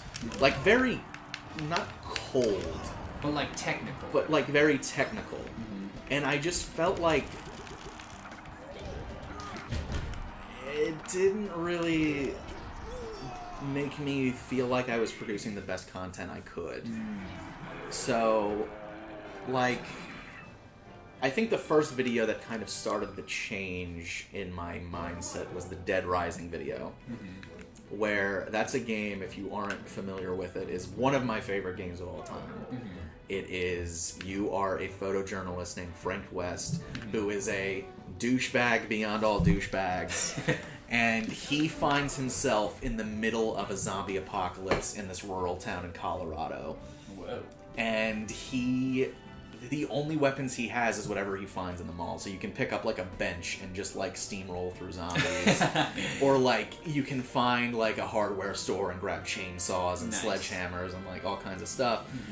But I did, later on, I did a character comparison between Frank West, who is the main character of the first game, and Chuck Green, who is the character in the second game, and how I feel that Chuck Green fails as a character and the second game makes it way less interesting to play as somebody. Oh, that's an interesting analysis. Yeah, and it was like, it helped me not only, like, I've always considered Dead Rising 1 one of my favorite games ever. But number 2, on a very, on a gameplay level, is way more fun than number 1, but I still think The first one is better because of the gravy of the story. Because you're playing in 1 as a guy who wants to be in the zombie apocalypse. Like, he's chasing the story. He's, like, asking the hard questions to, like, the FBI. Yeah. He's like, I want to be here. I'm in this. I'm going to break the story, and I'm going to become famous. Whereas Chuck Green is just like, I don't want to be here. But now he's thrust into the spotlight, and he's like a cardboard character. And I think he fails a little bit in that way, and some people disagree with me. That's cool. but I really enjoyed that kind of video comparing those two characters, and I think it added something new to the discussion rather than Dead Rising's really cool. Because people were saying Dead Rising was cool 10 years ago. Like, right. You're adding a new thought. I'm trying to add what hasn't been said, because when you're a journalist, you want to ask the questions that haven't already been answered. Of course. So I try to take that. Or even improve on an answer if it wasn't answered well enough. Exactly. So, a quick humanity break. Do you want some more coffee? I think I could use some more coffee. Okay. Friends, we're going to take a quick 2-minute break for restroom and coffee. stuff. So I'm going to I'm gonna actually turn on some tunes for 2 minutes, Sounds good. and we will be right back.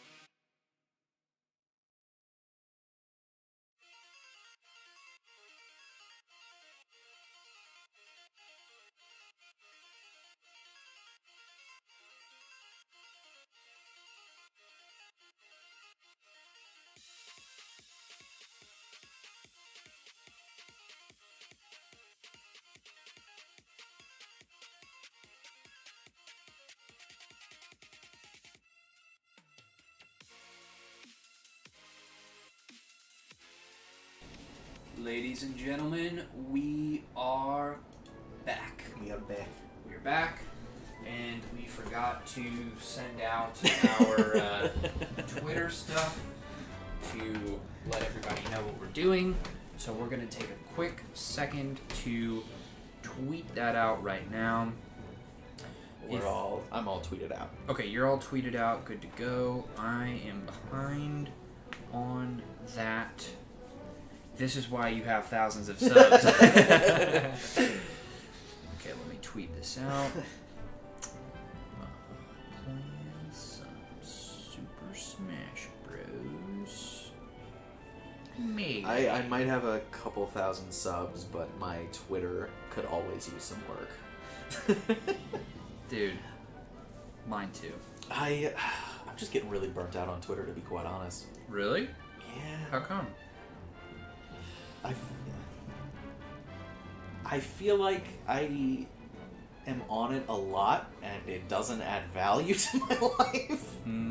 Like, I feel like I more interact with people in the direct messages on Twitter than I do on the timelines and stuff. And I feel like the content that I'm really there for is YouTube channels and videos and stuff like that. So when outside of like events that are happening and seeing the live reactions to things like that, I'm not seeing a ton of stuff that I need in my life. I've been trying really hard to unplug more. Well, that's good. Yeah, I think it's healthy. It's just... there's something so, like, fun about scrolling and seeing things. But I'm not seeing much that's changing my life. You know what I mean? It's a little sad. Yeah. Because you wish it was always, like, you wish that when you got on, you saw some epic shit every time, and it was life-changing and really great, and powerful and positive. But I don't see that. Oh, every time I sign on, we're still having the same conversation about, like, if you finish a game on easy, it doesn't count that you played the game. And it's like, who cares? like, who cares? If you play The Last of Us on easy, the narrative is the point of the point of the game. So, like, play it on easy, play it on hard. The narrative is all that matters. Exactly. And, like, even if there was, like, an easy mode in games, just because you don't play it on easy... Oh, I thought I had chosen. Never mind. Okay. Like, you playing on hard and somebody playing it on easy does not rob you of the fact that you played it on hard. Right. Like, let people enjoy things! Right, because they may actually find the game unfun if they don't play on the right difficulty level for them. Yeah. I mean, it's like... Let people live their freaking lives. Not everybody has hundreds of hours to sink into a difficult game. Or they're just not super experts or pros. Yeah, like, They're just trying to chill. The gatekeeping in video games really bugs me. Because it's like, how do you expect to be taken seriously as a medium if we're just going to tell people they can't enjoy this? Oh, yeah. That actually does defeat the whole gaming thing. Like, the whole gaming industry in and of itself. Because you have to have new people to come in. And plus, they may start off as casual, and they may never leave that. They may always do that, and that is totally fine. You're doing it for funsies. They're not really going to get that good at it. Whatever.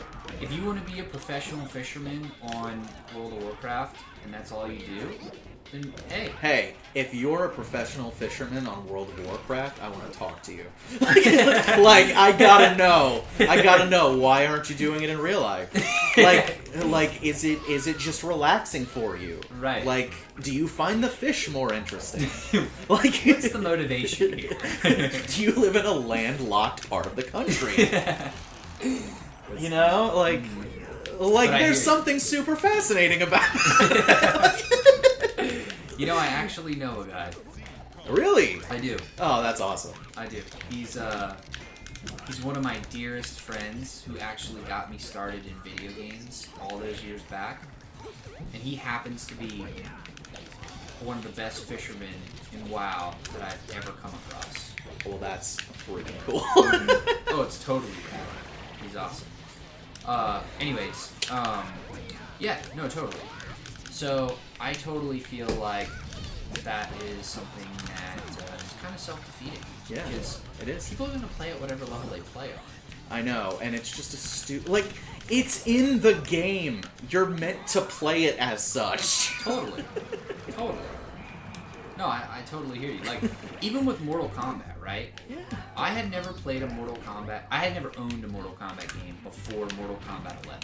I got it on Stadia. I wanted to try it. I thought it would be fun as hell. And you know what? That was one of the best storylines I have ever played. Now, really? Okay, that's cool. When I tried to put it on... Hey, we got a trophy. I did it! Hell yeah. When I tried to play it on the hardest difficulty, I could not get past the first map. Now, make fun of me if you will. I'm not good at Mortal Kombat. I get my ass kicked. The only thing I know how to do is the one super cheaty move, like the super cheap move on Noob. Oh yeah, Noob Saibot. Yeah, that's it. That's all I got. If you can counter that, if you can beat that, you got it. But the storyline is just so much fun. It's like watching a movie, except you get to play it. Of course. Which has always been my defense of video games to anybody who just like, why do you play video games? It's like, hey, have you ever watched a movie and said like, oh, that's cool. Well, I can control that. Exactly. I am the main character. Like, yeah. And the response could be, okay, well, you're paying $20 for a movie ticket or $60 for a video game. Yeah, but how many more hours do you get out of the game? You know, I'm in the... I mean, that's fair. I think... and I'm not saying one's better than the other. Right. I'm just saying you can't defeat one with that logic. There's like a lot of discussion over like, should the price of a game equate to how many hours you can put into it, and I don't think that's the case for everything. Oh no. No, I'm just saying, like, you pay $60, you can have 400 hours of really good entertainment. And you've got that game for life. And you've got the game for life. So that's why that's all that I'm saying. Yeah. When people are like, oh, watch a movie, don't play video games. It's like, well, one, I want to do both, because I love both. And two, you can't, like, that's not really a good argument because of the amount of time that you can get out of any one video game. Yeah. And like, I just think there's kind of like a double standard about the fact that like, and this is not me hating on people who watch Netflix. I could watch Netflix all day long. People who are like, oh, you're wasting your life playing video games when like you're just sitting on a couch watching Keeping Up with the Kardashians. Right. Like, pick your poison. Like, yeah, pick your poison. Do what you want to do. Don't make people feel like garbage because of their hobbies. Exactly. Yeah. Don't hate on somebody for doing something that you're not doing. Now, where I draw the line is if it's negatively impacting somebody. Oh, of course. Oh, yeah. There is an unhealthy attachment to things, but that can go for anything. Well, from two perspectives. From one, like, if you're using a hobby as a vice and like you're neglecting your loved ones or your children or yourself even, then that's not good. Yeah. Or if your hobby is like trolling somebody, like that's not good. You're a professional troll. You literally spend hours all day, every day. I mean, that's negatively impacting people. Oh yeah. Because yes, you are giving them a little boost on the algorithm because of all the extra comments or downvotes or spam or whatever. Mm-hmm. But like somebody's on the other end of that screen and they're trying their best and they're doing this and they're taking time out of their schedule to create this for you.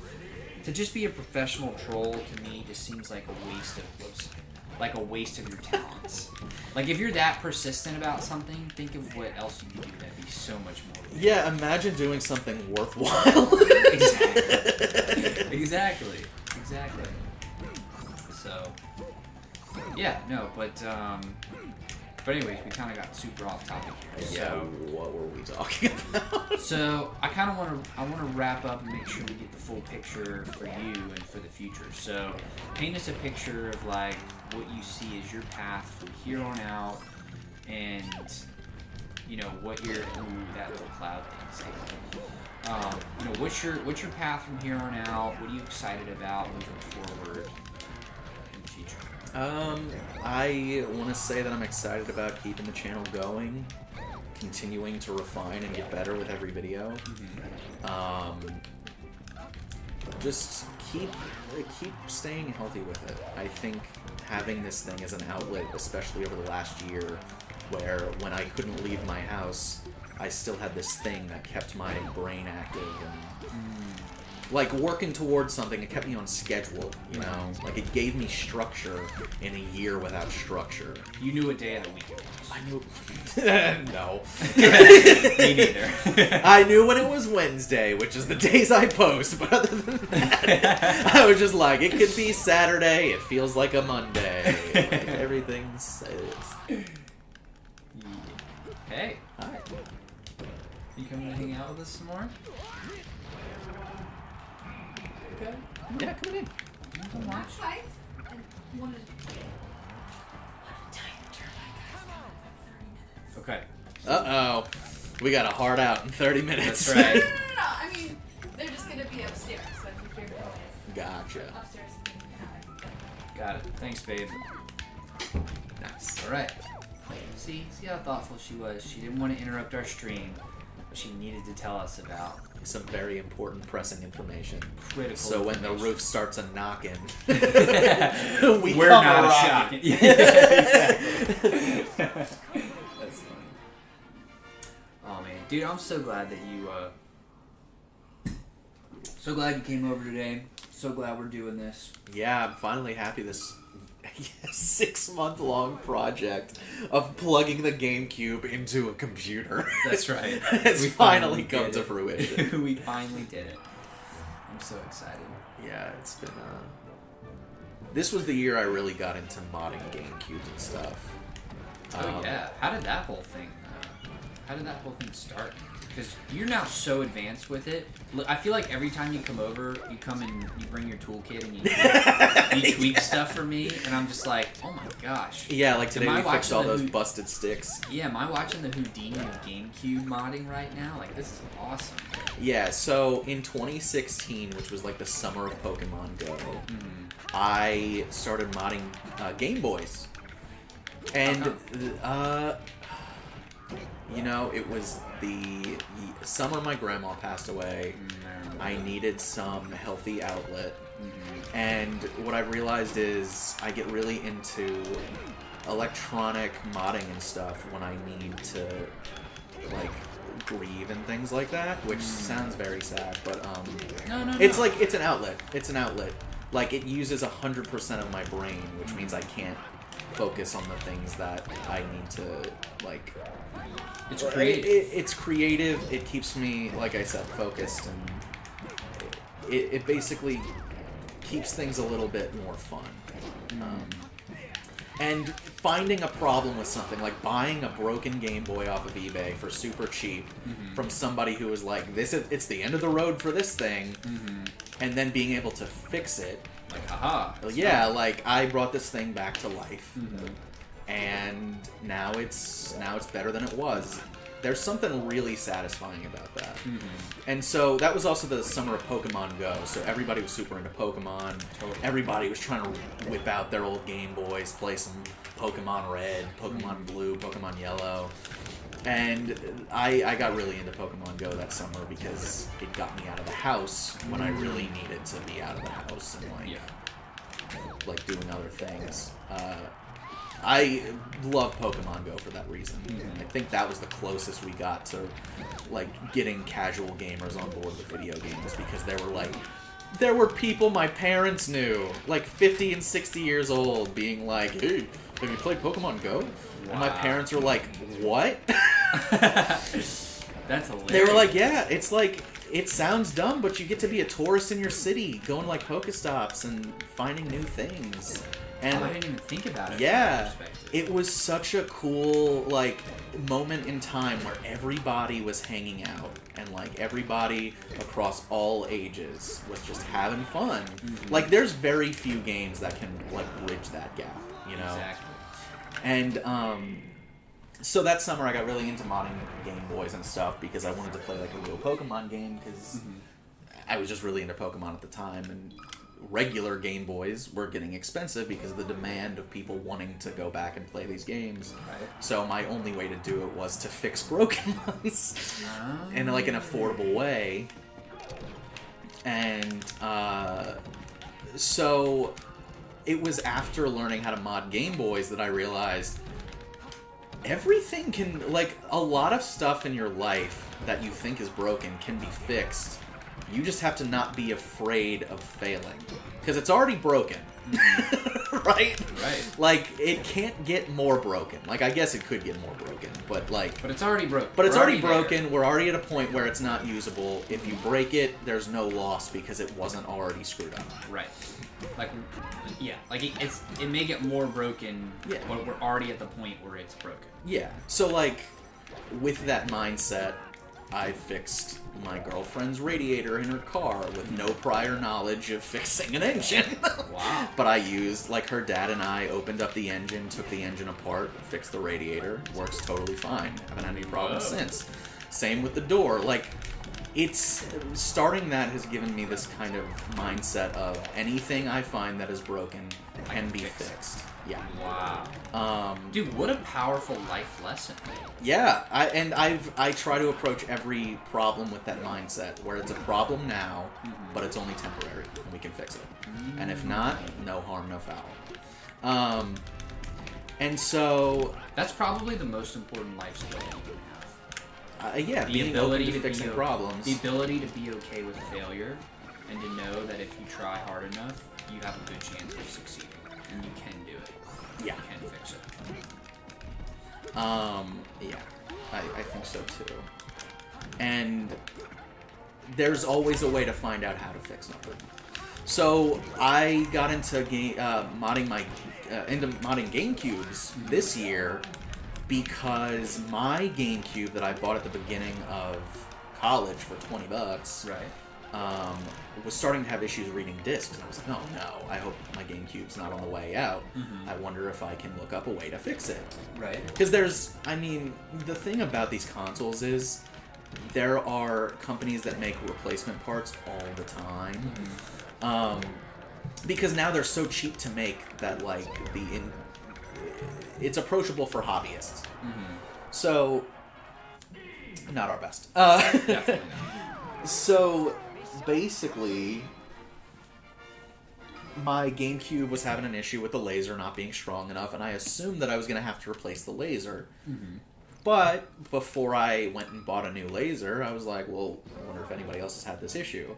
And it turns out there's, like, a potentiometer, which means it's like a knob on the motherboard that controls the intensity of the laser, and over time it just weakens as you use it, which is something I hadn't really known about. Yeah, of course. Like, it's a light bulb, essentially. So it naturally is going to get a little bit weaker. But if you just tweak the knob, you can get the intensity back up. Oh, wow. So I looked up what the correct intensity was. I got out my multimeter, checked the voltages, and I just tweaked it, and I haven't had a problem since. Wow. Yeah, so I was like, oh, the GameCube, super easy to modify, and there's no adhesives.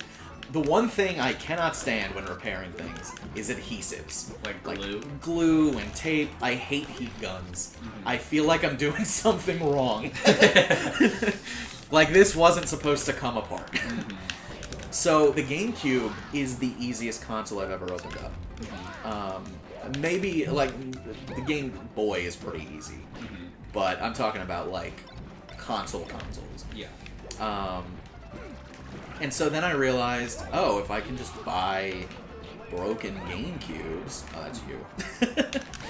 I can fix them, and I can do cool things with them. So, like, when I modded your GameCube to Which I'm very grateful to boot from an SD card instead of the disc, like the disc tray. Mm-hmm. Not tray, but you know what I'm talking about. Yeah. It was like a really easy thing to do. You just needed the right part, which it's called the GC loader, and it lets you boot from an SD card. And so I did that with mine first, and then I showed you, and you were like, that's really cool. How can we do that with mine? Yeah. And I was like, well, it's very easy. So we got the part, we did that, and so I had 3 GameCubes. I had the one from my college days. I bought one that was broken, like the it wasn't reading discs because the spindle wasn't spinning, which ended up not being a problem. I ended up fixing it. Nice. And then I bought a 3rd GameCube with the same issue under the intent that I was going to start buying them and flipping them, and that really didn't work out. But that led to me doing the giveaway, because I was like, I only paid $15 for this broken GameCube. Right. Like, if anybody was going to buy this, it would be $90+. I don't have much skin in this game. It'd be cool to do a giveaway. So I custom painted it, I ran a giveaway, and it was probably one of the coolest things I've ever done online, because it was just so cool. Like, I'd never run a giveaway before, and I had your help with it. And we did not have Google Ads help. We tried. We tried so hard. We literally tried every combination of Google Ads, because I have some bizarre marketing experience, and it would just refuse It really to did. work. It refused. It would not spend our money. Yeah, we gave it money. It wouldn't spend it. Like, you know that meme of Fry? It's Yeah. like, take my money. I feel like if I there's a was like second that. frame that said no. Yeah. Yeah, the little troll face. Like, Yeah. that'd be hilarious. But yeah, so what were the results of that, by the way? I got a ton of signups. Really? Yeah. It was really cool. I did have to kick someone out for making 40 email addresses and trying to weigh the odds. What a troll. even then I still had over 100 entries. Wow. Yeah. That's pretty really, bad. It was really cool. Like, a lot of people found out about the channel through it and then stayed subscribed, which was cool. That's super cool. So wait, so make sure people know what you gave away, because it was... Oh, okay, yeah, okay. So I gave away a custom painted GameCube with a custom, like, medallion on the top that had my logo on it.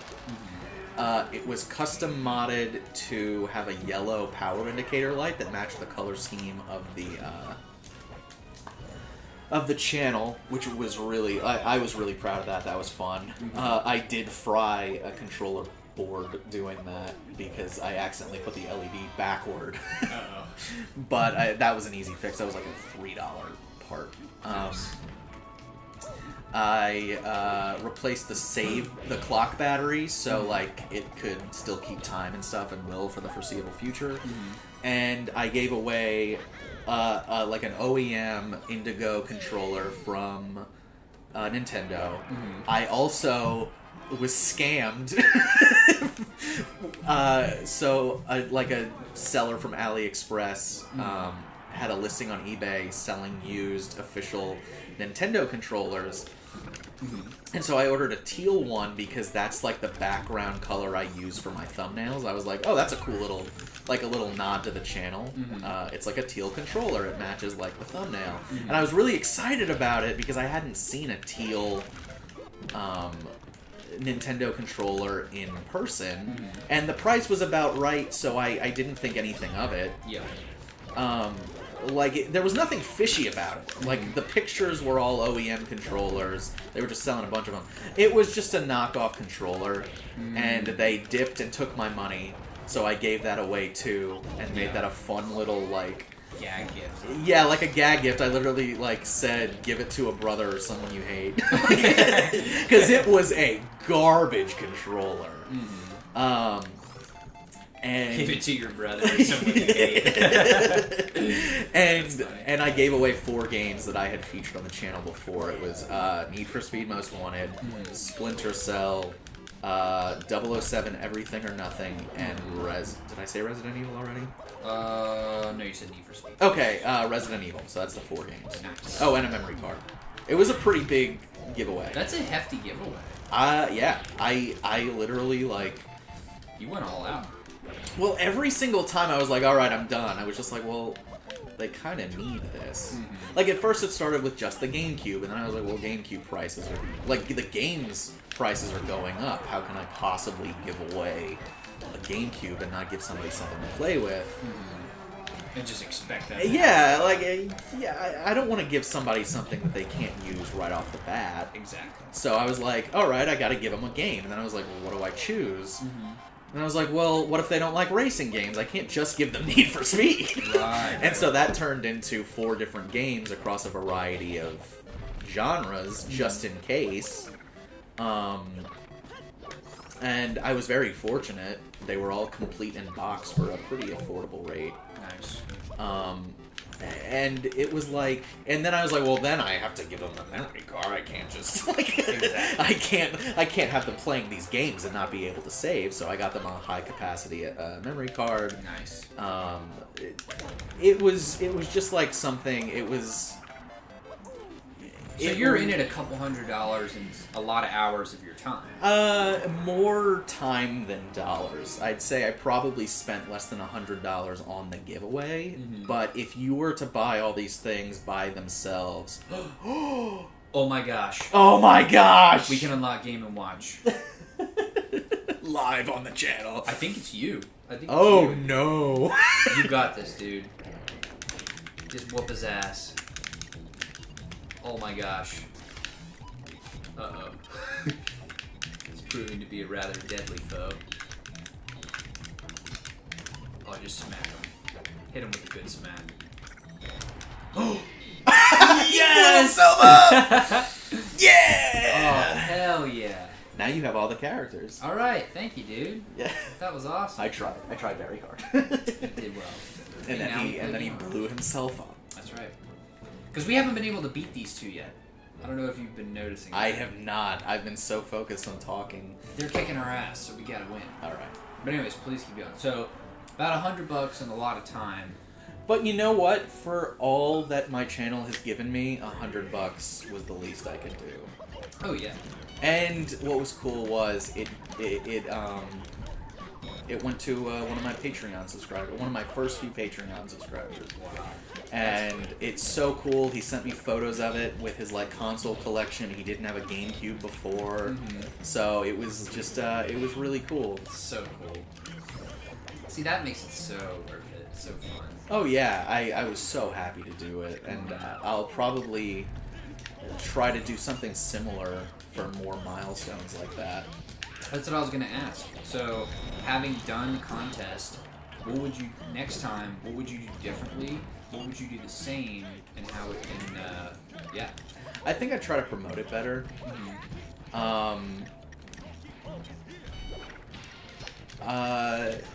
With this, it was very much about like celebrating the reason I did it at 2000 was because it was like I want to celebrate the people who have stuck with me this long.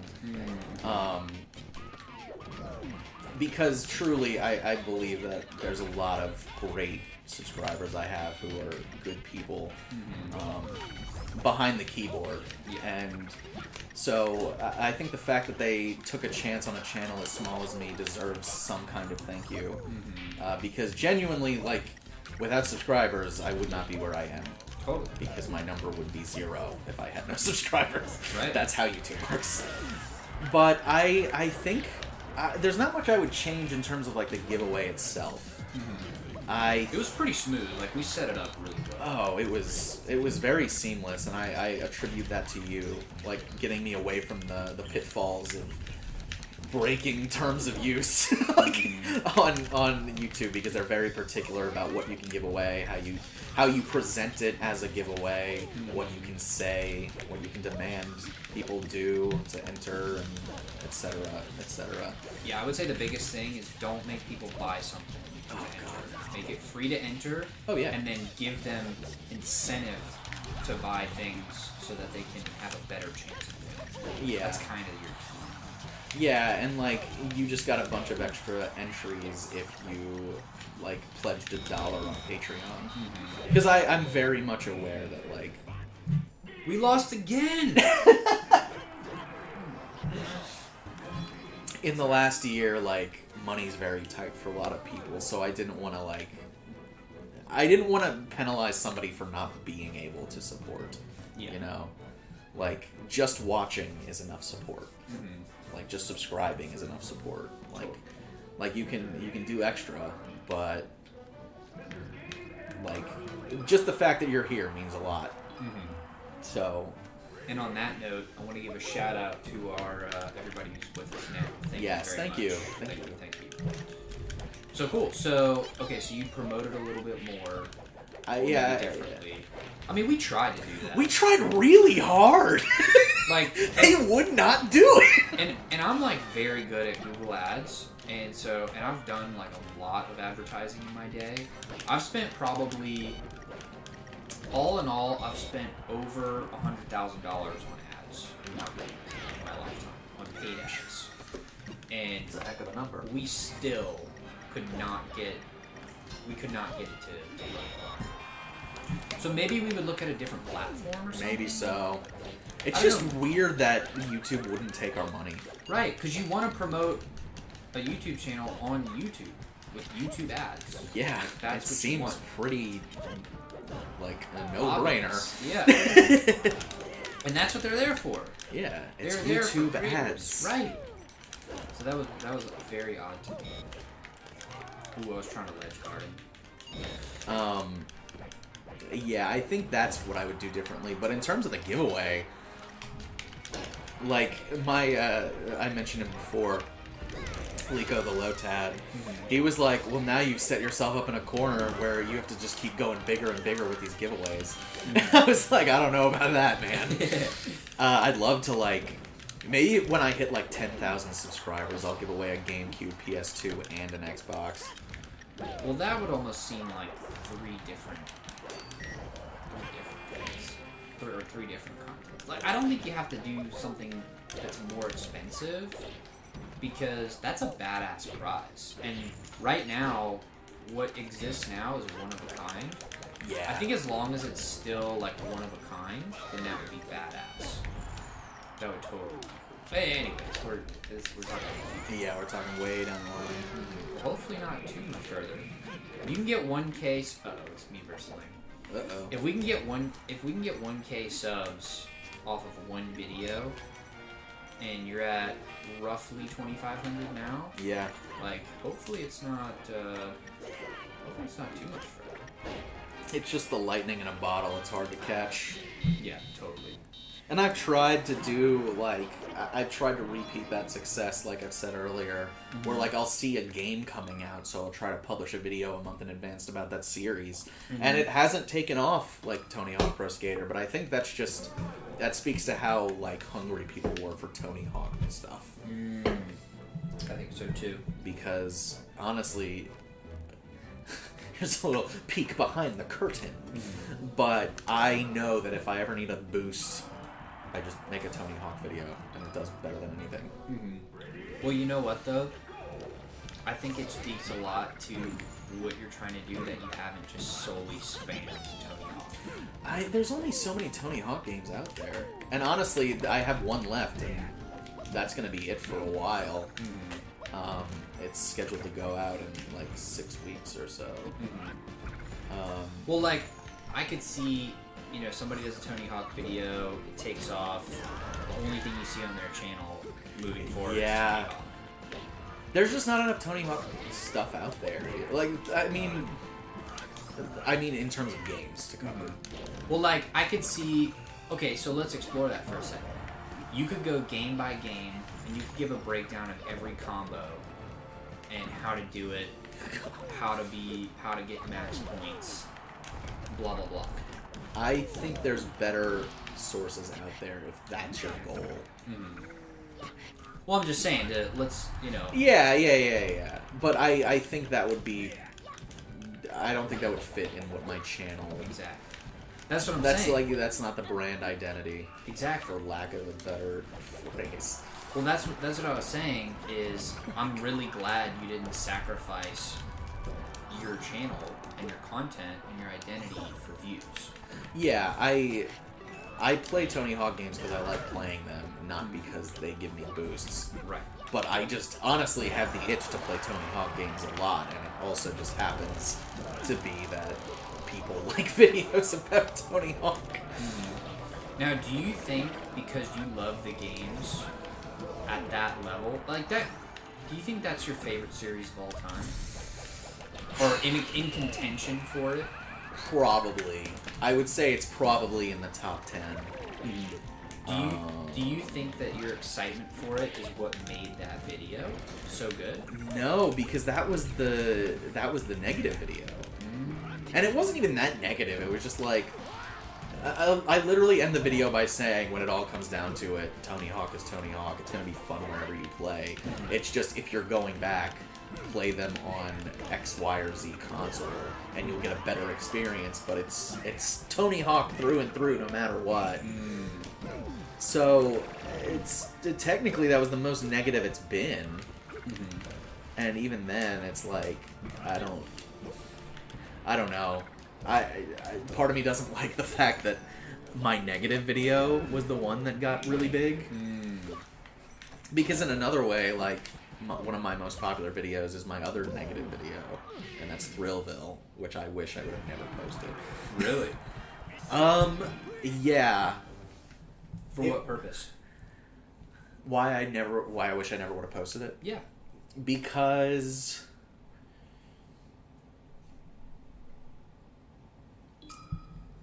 I feel like I don't like being known for my second video. Oh, like you don't want the people's only exposure to your channel to be that video. When I was still very much raw and learning. Well, you can't help it. Yeah, if the video I takes can't off. undo it. But like, let's see how many views that video has. Plus, from like a creator perspective, that was where you were at that time, Yeah. which is pretty rad.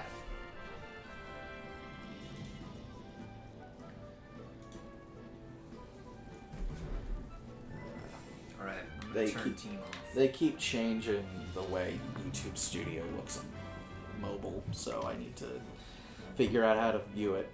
So it's got 42,000 views. Whoa. The Tony Hawk one has almost 60. Wow. But in my top 2, 3, 4, 5, 6. In my top 5 videos, 2 of those, one of them is more negative than the other. The Thrillville video is very overwhelmingly negative. I stand by my criticism. Right. I wouldn't just be negative for the sake of being negative. Of course. It was just one of those things where I was like, I loved this game as a kid. Why does it suck so bad now? You know? Yeah. And so that was just kind of the lens I filtered it through. But part of me doesn't like that those 2 videos are in my top 5 because I feel like that's not totally what brand I'm trying to put out there. It just so happens that those games I played, like the few and far between videos where I am negative on something, it keeps doing well, which I don't like. But I wonder why those people like being mad about things. I could see that. That actually makes a lot of sense. They would respond more to that. Well, I am glad that you're not, again, doing more of that just because it's getting views. Because that's a slippery slope. Oh yeah. And I think in the long run, I'm not trying to be the angry video game nerd over here. totally. And you're staying true to you're staying true to who you are, which is cool. That's totally rad.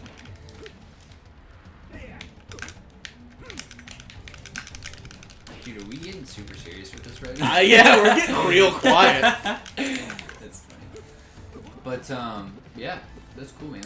Did you ever think growing up that you'd be a YouTuber, content creator? God, did I ever think I would be? I think maybe. I think there's always been some kind of.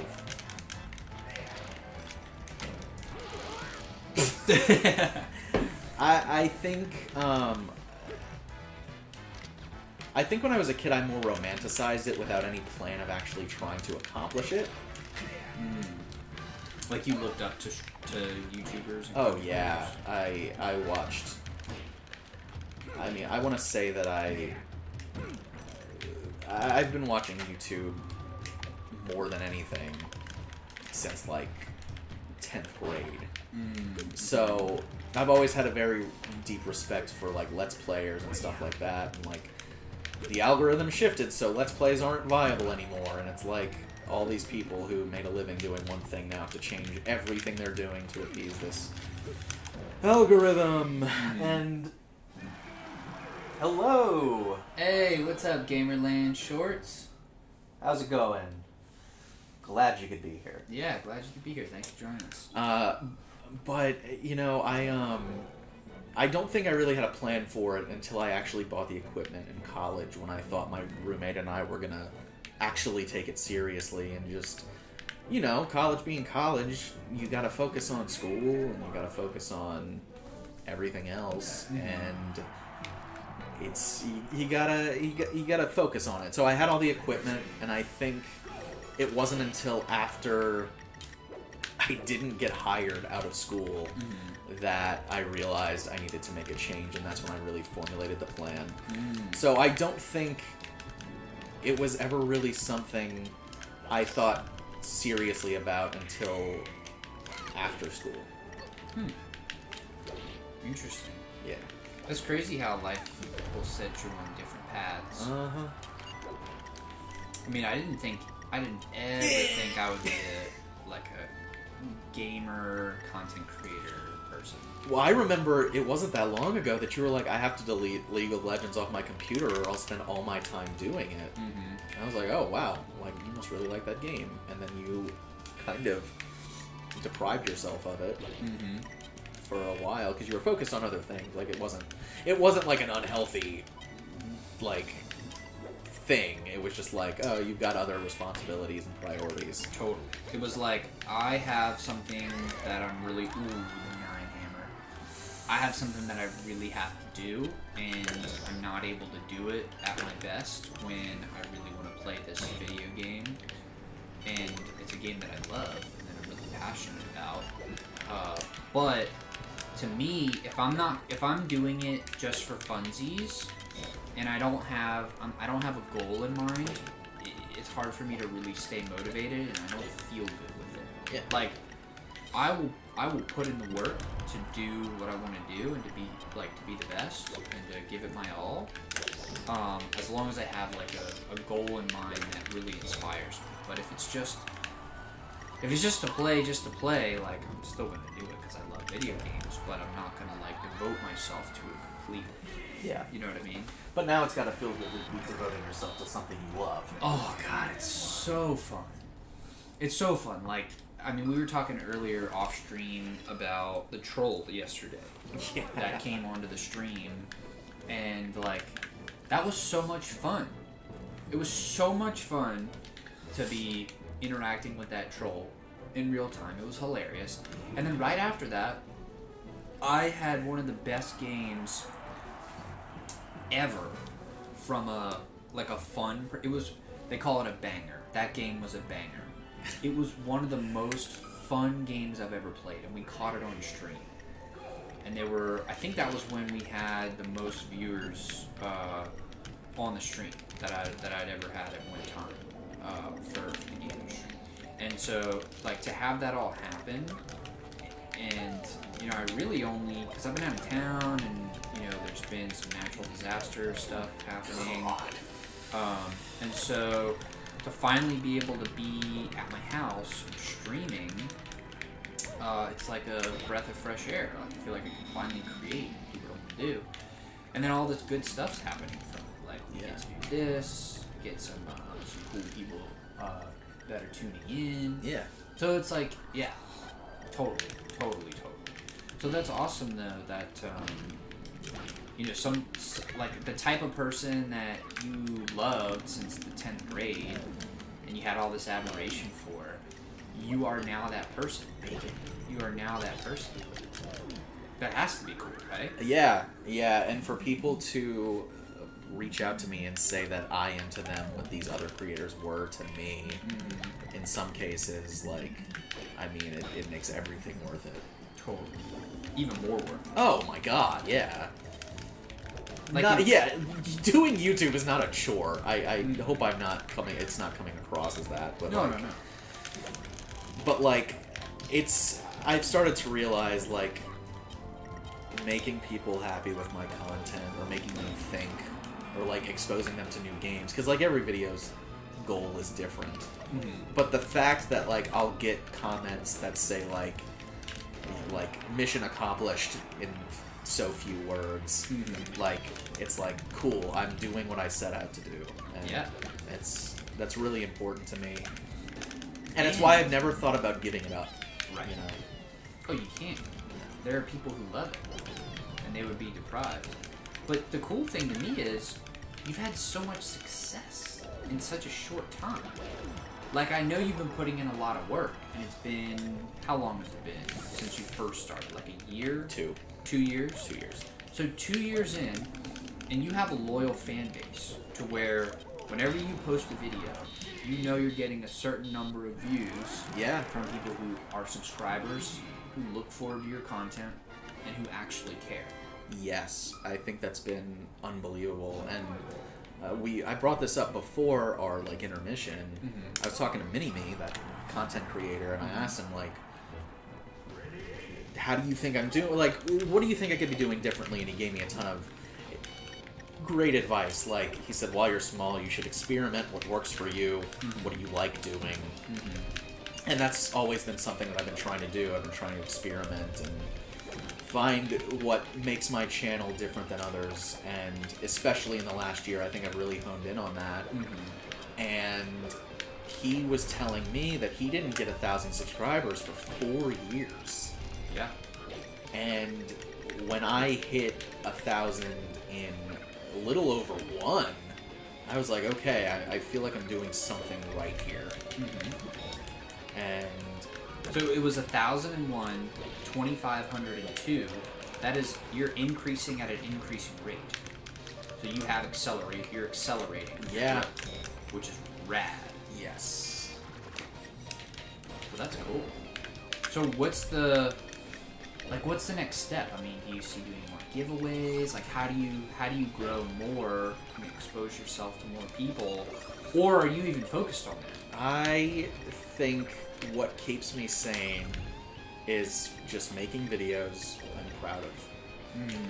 And I don't think that will ever change. That's cool. Because the giveaway was a result of people supporting me.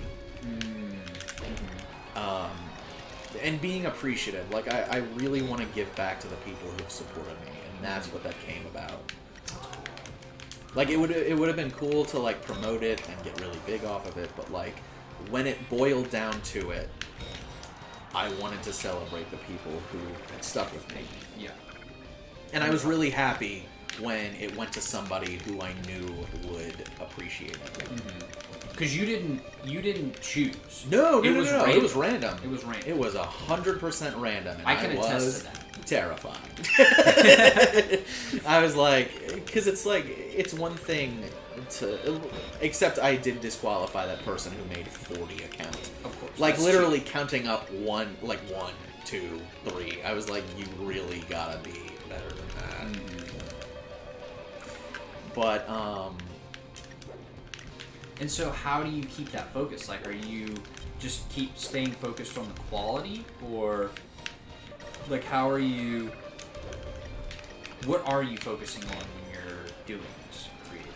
yeah, I'm trying to focus on quality, scrap more ideas than... Like, there's videos I've scrapped because I just don't think they're, like... I don't think I'm saying anything that I haven't said before. Like, I told you I made the Metal Gear Solid 2 video because of the way it affected me, but I never made the Metal Gear Solid 1 video I was going to make because I was like, I'm not saying anything new here. Right. Like, there's no point to this video. And I think maybe one day I'll find something new to say about Metal Gear Solid, but right now, there's not. Right. And I don't want to just be another echoing voice on the internet. If you're like, I want people to know if you come to my channel, you're gonna get something different, Something fresh. Something new. At least I'll try to. Yeah. Maybe I don't succeed in every single one, but at least the video. No, but that's is good. the goal. That's Yeah, the goal. yeah. It's a mindset. That's cool. Yeah. See, I don't exactly take that approach. Like, I want to just get out there and let it happen. And, like, that's why I like streaming, because I never know what's going to happen. I really don't ever know what I'm going to say on it. So, it's part of the fun for me. It's like, okay, well, what's going to happen this time? It's a mystery. And I never know. So, the people who are with me on the stream never know. So, Yeah. to me, that's kind of part of the fun. Yeah, there's something fundamentally different about live streaming and making a scripted video. Oh, totally. Which, like... I feel like I could never do the scripted video. Like, that seems so difficult to me. Oh, yeah, and, like, I try to stream, and it's like, I feel like I am boring. like, alone. When I say stream alone, I feel boring, because I've never... Like, I've... Going back to the channels I watched when I was a kid, there were, like, tons of YouTubers that I watched who were, like, solo Let's Players. It's like, how do you have something to say and be interesting the whole time? Like, that sounds exhausting, right? And even though, like, even though I think I'm getting a little bit better at it, I still I feel like I have miles and miles to go. Before I become, like, competent enough to, like, continually do streaming and, like, be consistently good at it. Although I think my best stream was my last couple streams where I was playing No More Heroes. There you go. And there were people there who were like, I didn't expect to spend my entire day watching you play No More Heroes, but here we are. And I was like, thank you for spending the time. I guess I provided something to you.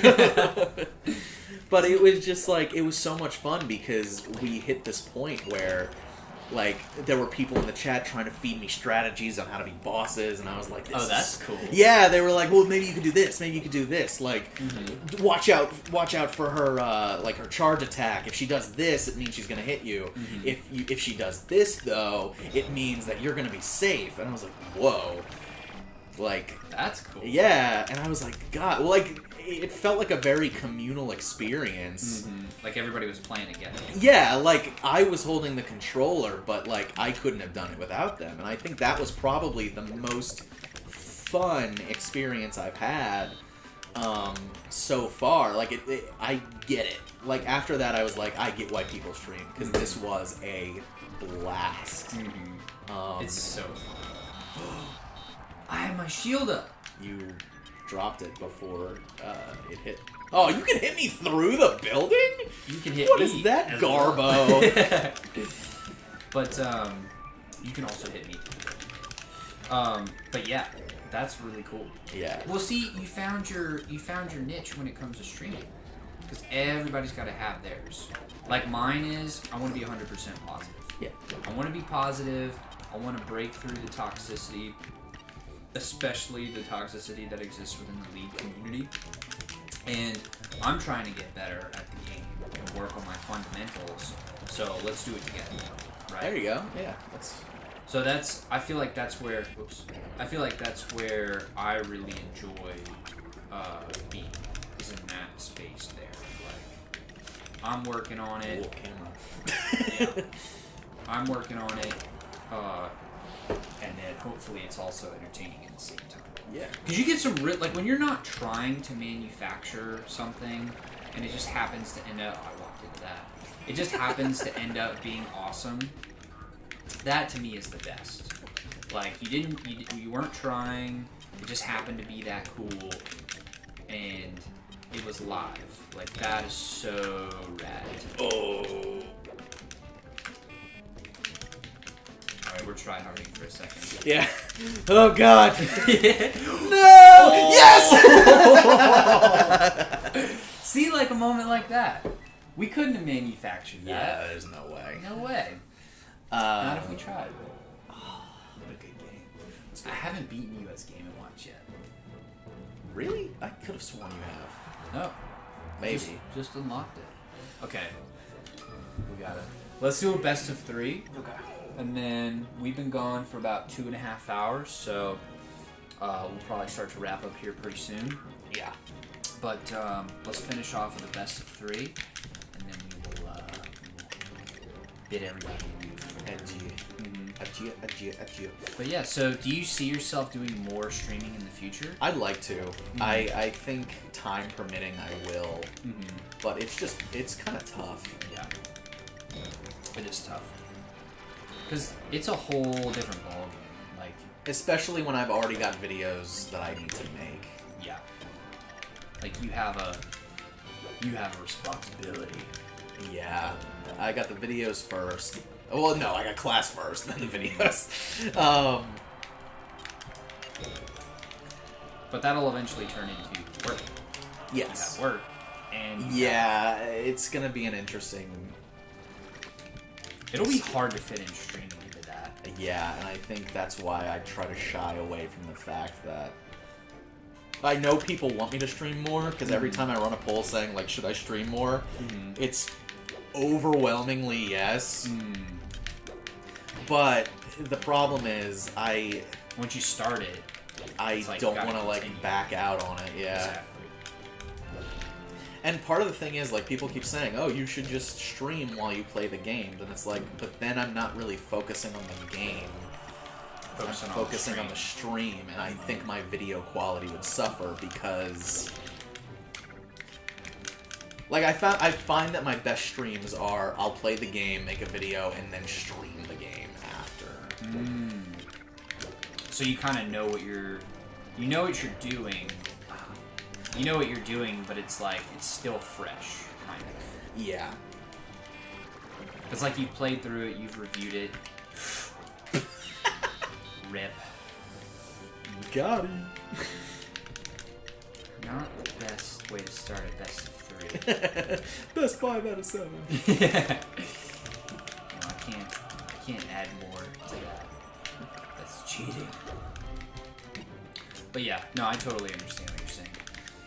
I think consistency is so important that, like, if I was to start something consistently, like, I wouldn't be able to say no, and it would affect something else at this moment in time. Like, maybe when I'm doing YouTube full-time, I can make a stream schedule, but now is not the time for that. Yeah. Well, it's like you're already having to kind of scale back a little bit. Yeah, it wouldn't make sense to scale back and then add more. And then add more. At the same time, that would be probably not be the best move. But you never know what happens. Like, there have been things in life that have happened to me that have shown me you never really know what's gonna happen. Yeah. Some for the better, some for the worse. But you know, it means life is a mystery, which makes it interesting. Interesting and scary. Totally.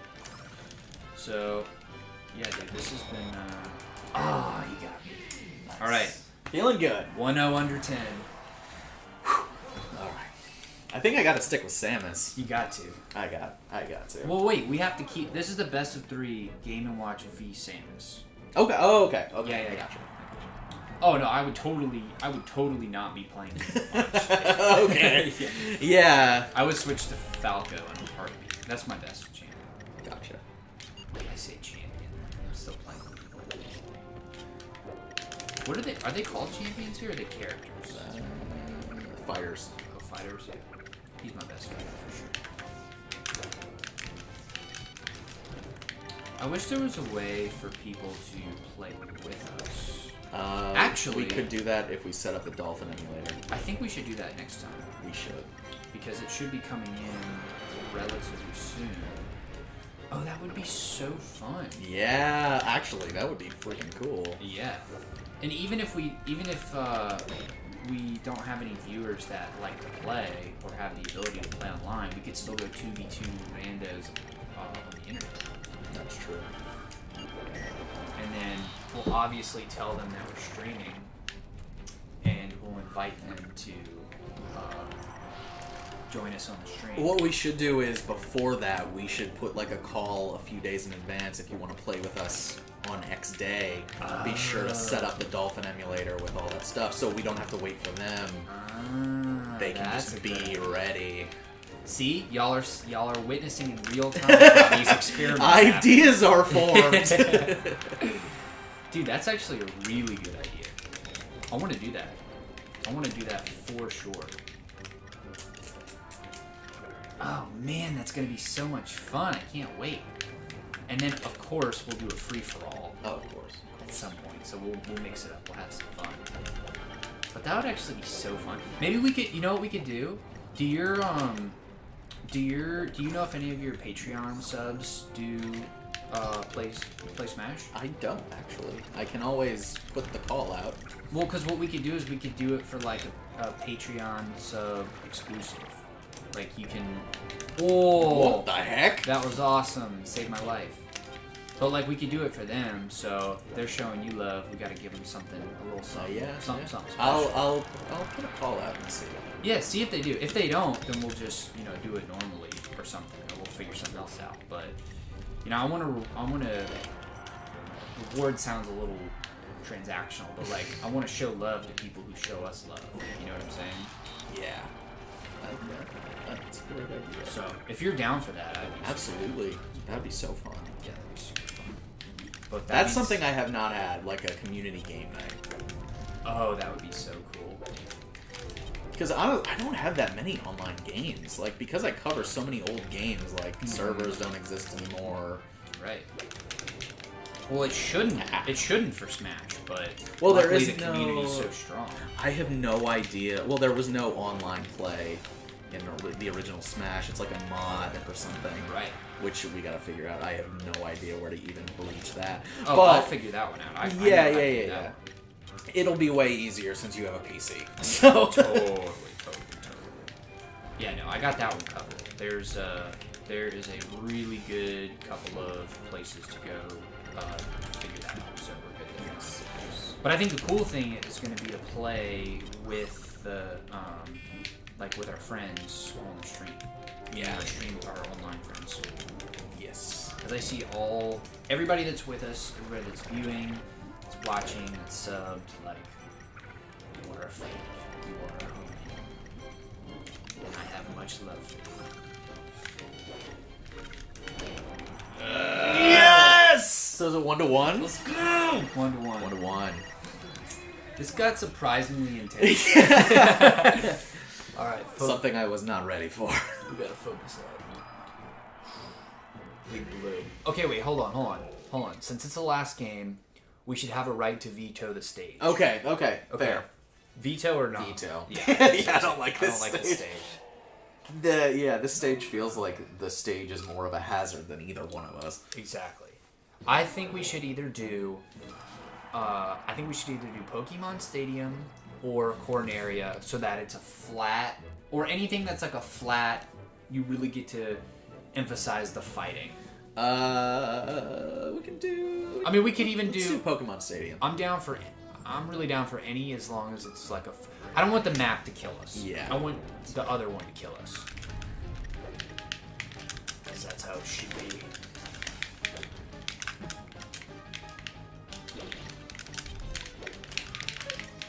We're tryharding so much right now. You can hear the smashing. We're gonna have to replace the sticks already. It's like we just got these things. We just fixed them today.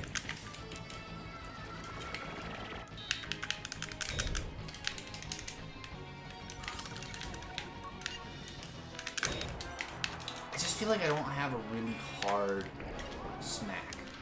It's because he's kind of random. That like 9-hammer makes it, but like you can't control that. Right. But I actually forgot about the hammer. Oh, crikey. That feels good. Not for me. Yeah, well, opinions. Alright, it's go time. I'm unlocking my inner Game & Watch. Almost gotcha. Oh, crikey. Crikey. Uh-oh. Yeah, we're tryharding so much right now. Let's go. Oh, yes! No! No way, dude. Dude, what? Alright, 100% positive. Let's go. It's comeback time. Oh, let's go. Let's go. I fell right into that. Did it Again.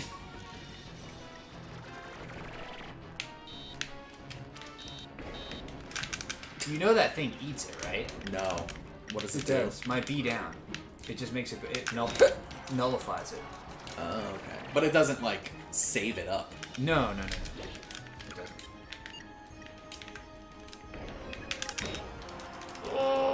Yes! Good game, bro. Great game. Good That's game. probably the most even we've ever been. I think so too. And then you absolutely smoke me with any other character. Oh man. All right. All right. I would suggest another best of 3 with Falco, but I don't Maybe want to. next time. I don't want to monopolize your time, right? I appreciate it. Okay, how do people find you? What's the call to action here? All right. You can, if you're interested in any of the videos I have mentioned, you can go to youtube.com/under10hoursgaming. You can find me on Twitter at under10hours.